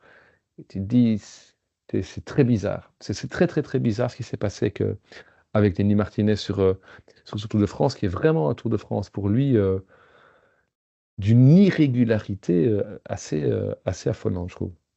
Ouais, dans le podcast Le Coup Tordu, que je cite régulièrement et j'encourage tout le monde à aller écouter, euh, ils font. Alors, c'est pas du tout un podcast de betting, mais malgré tout, ils parlent pas mal de fois de petits paris qu'ils font et de cotes, etc. Et bah ouais, leur truc sur Lenny Martinez, c'est il est impronosticable. Tu sais jamais ce qu'il va faire. Et je crois que c'est Thibaut, enfin je sais plus si c'est Thibaut ou Vincent qui disait c'est sur courant alternatif tout le temps, Lenny Martinez. Tu sais jamais quelle version tu vas avoir de Lenny. Euh, Moi je vais dire un truc, je vais être un peu cash, j'en sais rien, tant pis, je m'en fous. On est souvent dans la bienveillance, mais toi t'as pas envie de rester trop sur l'épisode bidon collé, bah moi je vais rester dessus. Je suis désolé.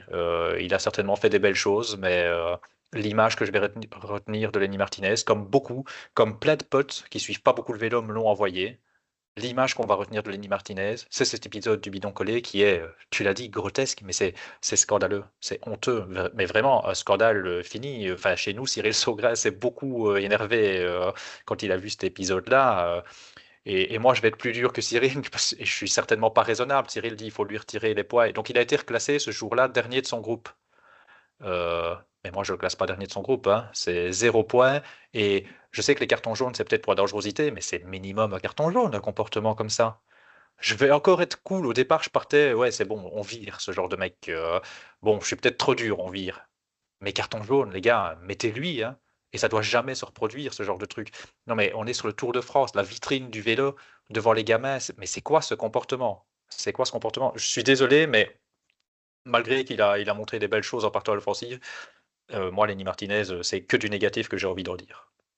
Ce qui est un peu dommage aussi, c'est que tant lui que son directeur sportif, qui est à blâmer tout autant évidemment que le Bien coureur, sûr.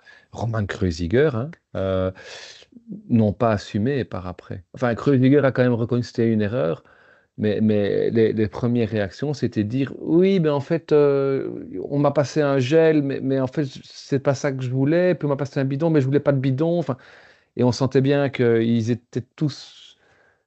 Allez, on va dire que c'est une erreur de jeunesse, mais effectivement, c'est quelque Ça chose qui va commence à lui faire coller beaucoup sur. d'erreurs de jeunesse. Désolé, hein, je suis un peu. Il n'y a pas beaucoup de coureurs que j'aime pas. Euh, mais là, ça commence vraiment à faire beaucoup pour Lenny, je trouve. Et c'est vraiment dommage parce que si tu te rappelles, au moment de son transfert chez Bahreïn, j'étais un des seuls à le défendre. Mais là, bon, le transfert en soi, peu m'importe, hein, je peux comprendre qu'il change d'air et peu importe même les raisons, je m'en fous. Mais là, ça commence à faire beaucoup. Son attitude quand il est dans les échappées, ce bidon collé, enfin, c'est un peu trop. Ouais, ouais, ouais, tout à fait. Bon, bref, allez, repartons sur une note plus positive qui ne va pas être beaucoup plus positive, ceci dit, parce que toi, dans ta liste, tu as voulu citer Bookman. Oui. Emmanuel Bourkman, les gens vont se dire, mais qu'est-ce qui nous vient avec. Ah, Donc 30e hein, de ce Tour de France 2025 au classement général, premier Cofidis de ce classement. Alors, il faut savoir que Cofidis a mis 2 types dans les 15 premiers de la dernière étape. C'est salutaire, parce que jusque-là, Cofidis avait marqué très exactement, je regarde mon petit copion, 75 points. 75 points. Et donc, grâce aux 2 places ici, je crois qu'ils font 10 et 14, un truc comme ça, et à la 30e place de Bookman, ça remonte un petit peu. Cofidis, sur l'ensemble du Tour de France, a marqué 155 points UCI. 155 points UCI. On sait que Cofidis est à la lutte pour ne pas basculer. Euh, Visiblement, Arkea, c'était foutu. Oui, mais Arkea a quand même marqué 1055 points, c'est-à-dire 900 points de plus que Cofidis. Picnic, qui était vraiment à la lutte avec Cofidis, a marqué 1990 points.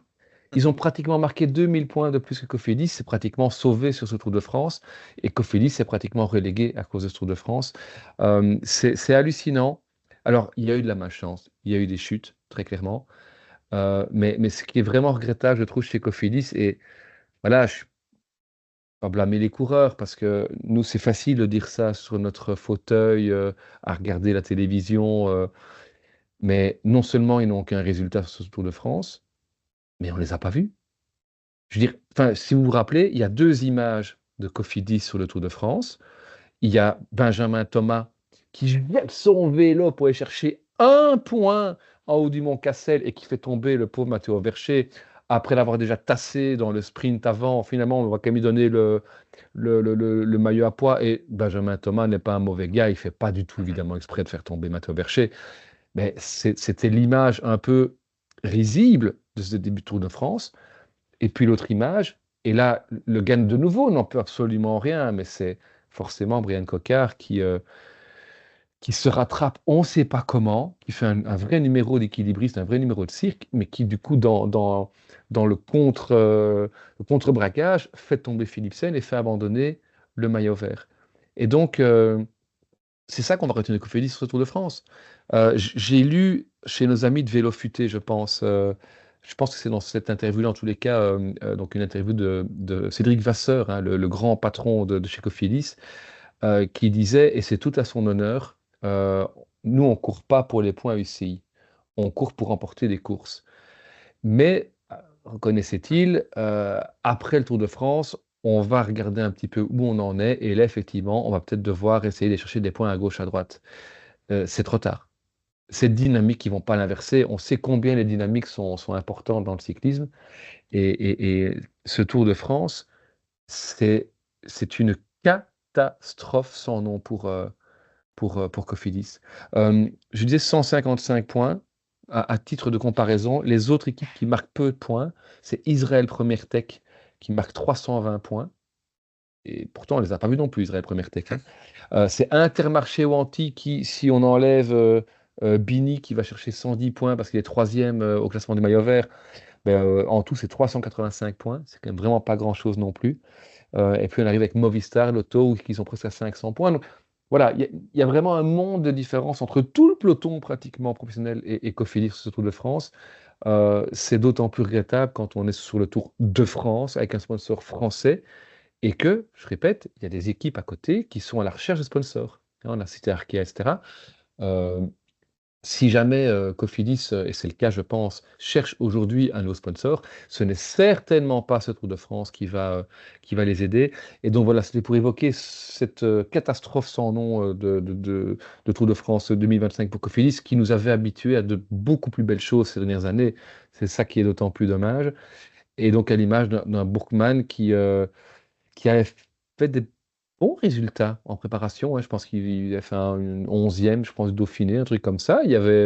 Voilà, il y avait de quoi espérer, effectivement, un top 20, peut-être un peu mieux. En tout début de tour, rappelez-vous, on regardait un peu avec Martin, tiens, c'était un peu qui sera le premier des équipes françaises, parce qu'on ne pensait pas qu'un Vauquelin ou un Gégat parviendrait à se hisser dans le top 10. Et finalement, ben voilà, le gars termine 30e. Les Isa Guiré, on les a absolument pas vus sur ce tour. Enfin voilà, c'est un tour vraiment chaotique, catastrophique pour la formation nordiste. Ouais, c'est marrant que tu aies dit, enfin, évidemment que tu allais évoquer ces deux images-là. J'allais te dire, si tu n'en avais pas parlé, si tu m'avais demandé ce qu'a fait Cofidis, je t'aurais cité ces deux trucs-là. Tu fais bien de dire que ce ne sont pas des mauvais gars. Et pour Brian Cocard, parce que la foudre s'est abattue sur lui, ça m'a vraiment fait de la peine pour le garçon. Quand tu as vu l'interview, je ne sais pas si tu l'as vu, l'interview qu'il a donnée, il était mal, hein. Il était Bien vraiment sûr, mal. Et à un moment donné, il y en a qui disent qu'il ne faut pas en faire la victime non plus. Bah, si, en fait, il est aussi victime de bien cette sûr. course. Alors, peut-être pas autant que Philipsen, hein, je dis pas. Philipsen, il était dans la course, bien, bien dans la course pour le maillot vert et il a dû rentrer à la maison. Mais Sokar a beaucoup souffert aussi de cette histoire-là. Ça, c'est la petite parenthèse. Pour le reste, je ne savais pas, parce que tu viens de dire qu'il ne courait pas pour des points, il courait pour les victoires.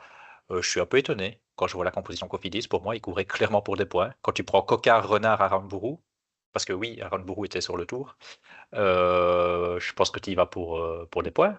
D'ailleurs, il me semblait que j'avais entendu qu'il voulait faire sprinter même les mecs, parfois même ensemble, pour essayer d'aller chercher des points. Donc ouais, je suis un peu surpris.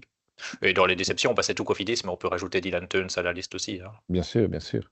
Dylan Et Teuns, Quand on parle de dynamique et le fait que quand ça veut pas, il y a eu les deux images effectivement mentionnées avant, mais si on regarde ce qui s'est passé après, il y a encore d'autres images qui ont marqué, je trouve, avec Cofidis. C'est quand Brian Cocard, qui n'a pas terminé le tour, se pète le doigt. Le Mhm, gars se casse le doigt en prenant sa musette. De nouveau, c'est un coup de pas de chance. On ne mhm. peut pas en vouloir aux coureurs qui auraient mal pris, on ne peut pas en vouloir aux soigneurs qui auraient tenu trop longtemps. Ça, des musettes, ça arrive tout le temps dans toutes les courses pour tous les coureurs. Et là, pas de bol, ça tombe en plus sur lui, le pot. Et l'autre truc, c'est à l'arrivée à Pontarlier, je ne sais pas si tu te rappelles, on a, je crois que le peloton Ah sprint ouais, pour bah la oui, oui. 14e place. Et je ne sais plus quel est le coureur qui déchausse ou qui tombe et qui glisse. Et le pied du coureur se fait accrocher dans la roue de Damien Touzé, qui est entraîné dans la chute et qui se casse la figure. De nouveau, Damien Touzé, il est au mauvais endroit, au mauvais moment, mais le mec ne fait aucune faute ni rien, c'est lui qui va au sol. Comme quoi, effectivement, la spirale négative, elle s'accroche vite au basque d'une équipe et j'ai très très peur pour Cofidis qu'il ne sache pas inverser la tendance. Et quand on voit ce que les pique-niques, voire les Uno-X ou Arkea ont réalisé, moi j'ai très très peur que Cofidis, enfin peur pour eux, que Cofidis bascule ici en Pro Tour à la fin de l'année. Ouais. Quand ça veut pas, ça veut pas. Mais Et non, encore un tout petit tout mot à sur fait, Cocard, malgré son droit, il a tenu à faire le chrono de Péragude. Et avant le chrono, il a déjà dit j'abandonne le lendemain parce que je sais pas freiner. Franchement, chapeau. Quand tu as des ouais, mecs qui, bon, c'est tout à pas le cas fait, cette année, mais tu as des mecs qui quittent volontairement des courses parce que le profil ne leur convient pas. Cocard, il a rien à gagner à aller faire le chrono. Bah, bravo, monsieur tout Cocard, à pour le fait, respect de l'organisation, franchement. tout à fait. Alors je Mais disais, bah vas-y, ouais, vas-y, j'ai- j'allais faire ma transition moi-même, mais j'allais dire quand ça veut pas, ça veut pas. Bah il y en a un pour qui ça veut pas trop ces derniers temps, c'est Carlos Rodriguez que j'avais tout à choisi fait. de mentionner. Pourquoi j'ai choisi de le mentionner? Bah de nouveau, il va dire mais il choisit que c'est chouchou en fait, parce que j'ai déjà choisi Steven pour ça. J'adore Carlos Rodriguez, donc voilà, moi je regarde le prisme aussi du tour, enfin je regarde le tour pardon par le prisme des coureurs que j'apprécie, hein. Carlos Rodriguez, on a l'impression que ça tourne pas rond. On ne sait pas très bien ce qui se passe. Ce garçon qui avait montré de si belles promesses dans ses premières années, d'abord sur une Vuelta et puis sur un Tour de France assez exceptionnel, qui fait que l'année passée, dans le preview, moi j'en faisais le concurrent de Remco Evenepoel pour le podium. Il y est plus. Il n'y est plus du tout. Déjà sur le Dauphiné, on l'avait vu. Du coup, je n'attendais pas grand-chose pour ce Tour de France. Mais par contre, il y a un truc qui me plaît énormément, c'est que Carlos Rodriguez, au moment de son abandon, pas de chance, hein, on dit quand ça veut pas, ça veut pas. Lui, il est pris aussi sur une chute, sur une étape où entre guillemets, il n'a rien à jouer, victime collatérale. Euh, mais au moment de son abandon, il est top 10. Alors oui, top 10 pour un garçon de Stacabila. Et sans, parce que depuis le début, on vante aussi le top 10. Attention, j'attends de voir la progression de ces garçons-là qui sont dans le top 10 sur les années futures. J'ai l'impression, sans vouloir faire offense aux coureurs qui y sont, qu'on a un petit top 10 au rabais, on va pas se mentir. Maintenant, bon, c'est beaucoup des jeunes aussi, donc ça tombe, ils vont confirmer. Bref, c'est pas assez pour Carlos Rodriguez d'être fond de top 10. Mais il l'a fait à coup d'offensive, et quand ça tourne pas, il se résigne pas, et il y va, et il part au combat, et ça marche pas, c'est pas grave, je repars au combat le lendemain. J'avais l'impression qu'il se bonifiait un petit peu, en plus, au fur et à mesure des jours qui passaient. Donc voilà, le tour de Carlos Rodriguez, pour moi, même si on évoquera un autre garçon plus tard, c'est un peu aussi ce que j'aime chez Ineos. En fait, Ineos est devenu une autre équipe, c'est devenu les losers magnifiques. Ineos a tendance à beaucoup dynamiter les courses. Et ben voilà, si Carlos Rodriguez n'a pas le niveau pour faire mieux, je suis très content de voir qu'il tente quand même des choses et qu'il anime la course. Ouais, je te propose de passer directement au coureur que tu viens de mentionner D'accord, sans en dire le nom, bah, qui est Timon Arensman évidemment, évidemment. vainqueur de deux étapes dans la haute montagne, la Super Bannière, qui était sans doute l'étape reine des Pyrénées, et puis il va encore remporter l'étape de la Plagne, qui est peut-être l'étape reine, en tout cas qui était l'étape du Tour, même si elle était rabotée d'une partie. Ben oui, Tim Arendtman, c'est un coup de cœur, j'imagine, sur ce Tour de France pour toi. Un coup de cœur, je ne sais pas. Ok. Je vais être honnête, j'ai pas vu la Plagne. J'étais à Spa-Francorchamps pour ceux qui veulent savoir. Donc non, j'ai pas vu l'étape. J'ai juste vu le final. Je sais pas si je peux dire un coup de cœur, mais il fallait le mentionner. Parce que deux victoires d'étape en montagne, dans l'époque actuelle du cyclisme qu'on vit, quand t'es pas un énorme favori, ça n'arrive plus. Donc c'est vraiment une sacrée performance. Tu l'as dit, il y en a, la plagne justement, c'est un cadeau quand même que Pogacar lui fait. Je pense aussi que son autre victoire, Pogacar est gentil, hein, il peut aller la chercher. C'est moins net, mais je pense aussi qu'il peut aller la chercher. Pour autant, il n'y a jamais qu'un gars à chaque fois qui est devant les deux ogres, c'est Arensman. Je veux dire, c'est pas une échappée fleuve où tout le monde a pu résister à Pogacar et Vingegaard. Il fallait avoir les cannes pour aller les chercher. Donc chapeau. Et un truc que je voudrais ajouter, qu'on va peut-être trop souvent oublier de mentionner dans les différents débriefs qu'on va entendre à gauche, à droite, Arensman, il n'a pas juste gagné 2 étapes. Arensman, si vous vous rappelez bien, il a été au boulot pour Rodriguez pendant plusieurs étapes, je veux dire de nombreuses, mais pendant plusieurs étapes, il a pas mal travaillé pour Rodriguez, donc des forces, il en a acheté. C'est pas un gars qui a dit je choisis juste 2 moments sur les 3 semaines. Il a bossé, il a répondu présent, donc coup de cœur, je sais pas, voilà, je n'y ai pas vraiment réfléchi, mais en tout cas, il méritait clairement d'être dans la liste. Oui, et je pense qu'avant ça, il va chercher une deuxième place. Derrière Est-ce que c'est Simon pas au Mont Yates. d'Or? À l'étape du Mont d'Or, hein, donc Pas si loin, hein, il tient bien Simon Yates, ouais, c'est vrai. tout à fait. Oui, c'est vrai que c'est un peu ce nouveau cyclisme de Ineos qu'on aime voir, hein. C'est offensif, on essaie des trucs, et tant lui que Carlos Rodriguez, qu'on a laissé essayer. C'est peut-être ça aussi le plus gros marqueur de. Hein, tu disais quelqu'un qu'on voyait dans un top 5 inévitable sur un tel Tour de France il y a 2 ans d'ici. Et là, cette année-ci, on se dit, bah oui, un top 10, ça aurait été pas mal, quoi. Mhm. Donc, ouais, clairement, c'était. Un peu le déclin d'Ineos. Une équipe qui n'est pas sur le déclin, on l'a déjà évoqué, notamment via Abrahamsen, c'est une OX. Toi, tu as choisi de nous parler d'un coureur que j'adore, Tobias Johannessen. Ben voilà, effectivement, j'aime beaucoup ce coureur également. Et c'est un coureur que je suis particulièrement depuis sa victoire au Tour de l'Avenir. Devant qui? Devant Carlos Rodriguez Hmm. et Filippo Zanna, si je me rappelle bien, qui complétait le podium. Mais c'est un coureur qui était en tous les cas très prometteur et qui a toujours été embêté par des soucis de blessures et autres. Et ça faisait 1 an ou 2 qu'il recommençait la saison de plus en plus fort et qu'à chaque fois, une chute, une blessure, une maladie l'empêchait d'être à son meilleur niveau. Et ici, je ne m'attendais pas à ce qu'il essaye un top 10. Je pensais qu'il jouerait les victoires d'étape. Et à partir du moment où il essaie un top 10, je ne m'attendais pas à ce qu'il puisse entrer dedans. Mhm. Et il l'a fait de façon assez remarquable, dans la mesure où on voit que c'est encore un coureur malgré tout jeune, hein. C'était son deuxième grand tour seulement, finalement, même s'il a déjà 26 ans. Et c'est un coureur, indépendamment évidemment hein, on se rappelle cet épisode en haut du Mont Ventoux où il a besoin de récupérer, il est emmené en ambulance, on a eu un peu peur pour lui, mais c'est quelqu'un qui n'a jamais abandonné, jamais abdiqué, qui s'est battu aussi pour rester dans ce top 10. Et au moment où on se dit, ouh, ça devient un peu court, il est huitième au général, il risque de perdre 1 ou 2 places et de sortir du top 10, bah, le mec, en fait, il remonte. Et il termine sixième. C'est inattendu, enfin, de nouveau, inattendu, je sais pas, mais c'est inespéré pour une équipe comme une OX, une équipe invitée qui met un homme sixième au général. Moi, j'ai pas vu ça depuis. Il faut que je revoie dans les archives, mais ça fait peut-être que j'en oublie un, mais ça fait 20, 30 ans qu'on n'a plus eu ça. Mhm. Donc, c'est assez remarquable. Et effectivement, on a déjà parlé d'Abrahamsen qui incarnait ce côté viking. Ben ici, Johannessen, pour moi, incarne cette fraîcheur qu'amène Uno-X. Et c'était le moins jeune de tous les jeunes finalement dans ce top 10, puisque on a cité déjà Lipovitz et Only, voire Illy. Mais effectivement, il incarne ce renouveau et c'est tous ces noms qu'on va devoir effectivement apprendre à regarder dans les années à venir. En tout cas, je l'espère pour lui parce que voilà, c'est un cours qui m'a beaucoup plu. Et je sais bien que toi, en plus, voilà, tu as un petit coup de cœur parce que en plus de ça, le gars est sympa. Est Super sympa. sympa. Super sympa. Je l'ai vu à 2 départs, une fois sur Liège-Bastogne-Liège, une fois sur la Flèche Wallonne. Et le gars, alors évidemment, peut-être parce qu'il est moins populaire que d'autres et qu'il y a peut-être moins de gars qui le sollicitent et tout ça, mais il est vraiment sympa, vraiment un chouette type. Et ouais, moi je suis chaque fois un peu déçu quand il vit les chutes, etc.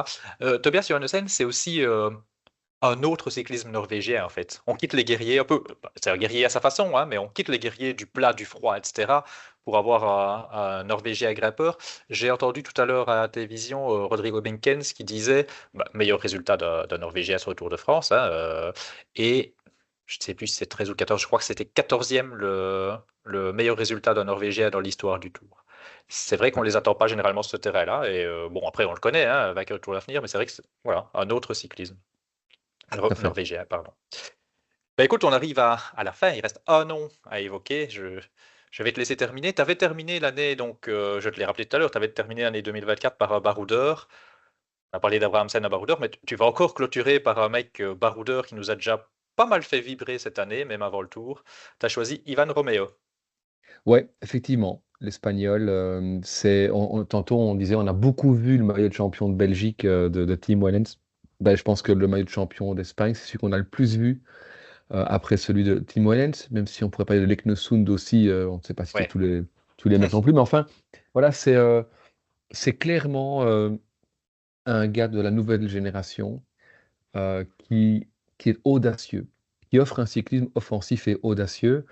Il y a cette malheureuse chute de Pontarlier, où on a vu toutes les séquelles, c'est impressionnant. Évidemment, il restait plus qu'un jour, entre guillemets, mais le gars est quand même reparti. Mais voilà un coureur qui effectivement avait montré de belles choses depuis le début de la saison. Mais ici, c'était vraiment un test, hein. C'était vraiment sur la plus grande course du monde. Le gars ne s'est pas caché. Le gars, malheureusement, ça n'a jamais marché, mais dans les Tours de Toulouse, quand ils sont derrière avec Van Aert, hein, je pense que c'est celle-là aussi, on a cru qu'ils allaient revenir. Et je pense qu'ils peuvent revenir si Quinn Simmons, on va le citer quand même, ne joue pas au con de son côté. Mais enfin voilà, c'est un gars qu'on a beaucoup vu, qui me semble fort discret, mais qui est une belle promesse effectivement pour l'avenir, sur justement ce côté effectivement baroudeur, qui est un profil qu'on perd. On a vu pendant cette première semaine du Tour de France, je pense, deux étapes où on n'a même pas eu cette échappée publicitaire ou cette échappée matinale, comme on l'appelle parfois, qui était effectivement ce qu'on appelait avant les baroudeurs. Pour moi, les baroudeurs sont bien au-delà de ça, mais enfin, euh, cette question a été un peu lancinante pendant la première semaine. Est-ce que les baroudeurs, c'est pas fini?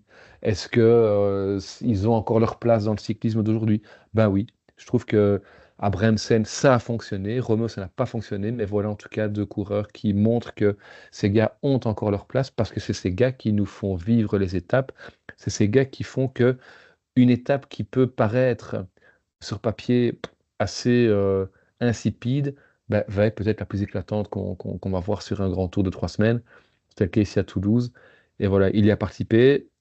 Pas de bol pour cette chute, j'avais envie de le mentionner parce que ce gars n'aura rien gagné sur ce tour alors que on l'a beaucoup vu et qu'il était méritant, je trouvais. Ouais, bah tu vois, tu m'as appris qu'il a terminé. Comme je disais, j'ai suivi un peu Facelle de Pontarlier, je l'ai regardé en entier, mais en replay. Et je n'imaginais pas une seconde qu'il était reparti, en fait, vu la violence de la chute. Bah ouais, chapeau à lui d'avoir terminé. C'est bien, tu as vu, on a évoqué 21 noms. euh, et certains vont dire on a vécu un tour, pas toujours passionnant, c'est toujours les mêmes, etc. Et en fait, je me rends compte maintenant, j'avais pas prévu cette conclusion, entre guillemets, euh, qu'il y a moyen de regarder le cyclisme autrement, si on le veut, à travers plein de coureurs chouettes à suivre. On aurait pu évoquer encore plein d'autres noms en plus. Tu viens de citer Quinn Simons, bon, il a été omniprésent. Moi, j'hésitais à mettre Bruno Armirail, par exemple, qu'on voit beaucoup. Enfin, il y en avait plein. Je sais que tu avais pensé notamment à la Philippe aussi. Voilà, je pense qu'on peut regarder le cyclisme, si on en a marre de voir la domination, on peut le regarder autrement. Et c'est toujours très chouette à suivre, en fait. Mais justement, peut-être que pour terminer aussi sur cette note-là, c'est la conclusion que moi j'aurais envie de tirer aussi. C'est exactement ça. C'est-à-dire que on a été un peu sonné pendant 3 4 ans de voir ces deux monstres s'envoyer, enfin se tirer la bourre l'un l'autre, donc Pogacar et Vingegaard. Euh, si on s'écarte un peu Tour de France, on va voir les classiques. On a aussi ce qu'on appelle les super monstres, les fantastiques, avec les Van Der Poel qui sont imbattables sur leur terrain, etc.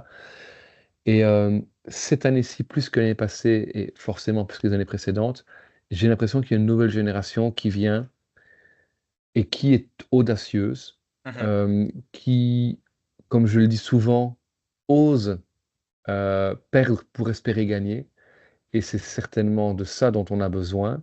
C'est certainement ces coureurs-là qui font que d'autres jeunes vont encore avoir envie de faire du cyclisme, que d'autres plus anciens vont encore avoir envie de regarder le cyclisme. Et si nous, on ne peut pas effectivement leur rendre ce petit hommage sur un petit podcast comme le nôtre, ben voilà, qui le ferait. Donc voilà, c'est vrai que c'était une vraie volonté de mettre ça en avant. Et il y a un gars qu'on n'a pas cité, et c'est le contre-exemple parfait, je trouve. Ça m'ennuie presque de terminer là-dessus, mais on a évoqué Nils Politt tout à l'heure. Mhm. Indépendamment de ses qualités de meneur de peloton en montagne qui sont hallucinantes et inattendues depuis 2 ans, moi, c'est le geste que j'ai pas aimé de ce Tour de France. Bien sûr. C'est quand il vient engueuler certains, et je pense que Romain en fait partie, quand il vient engueuler les gars qui ont envie de prendre l'échappée, qui ont envie de tester quelque chose. En mode, non, non, c'est bon, ces quatre-là, ok, mais toi, non.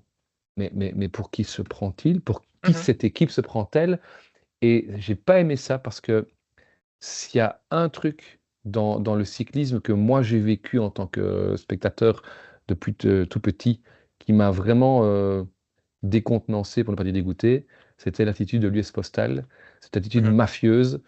Et quand je dis qu'il m'a dégoûté, c'est qu'il a dégoûté tout le monde. Dans tout Bien le sûr. peloton, tout le monde.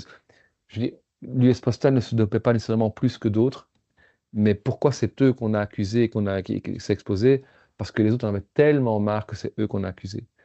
Et si un jour quelque chose doit sortir et que ça doit sortir sur UAE, ce sera à cause de ça. Pas parce qu'ils Mhm. gagnent des courses, parce qu'ils ont un tempérament intimidant, etc. Et qui va à l'encontre totale de ce cyclisme audacieux, rafraîchissant, où on essaye et on n'a pas peur de perdre pour gagner. Et c'est ça que nous, on veut. Et c'est pas effectivement une attitude comme ça. Voilà, cette petite parenthèse ici.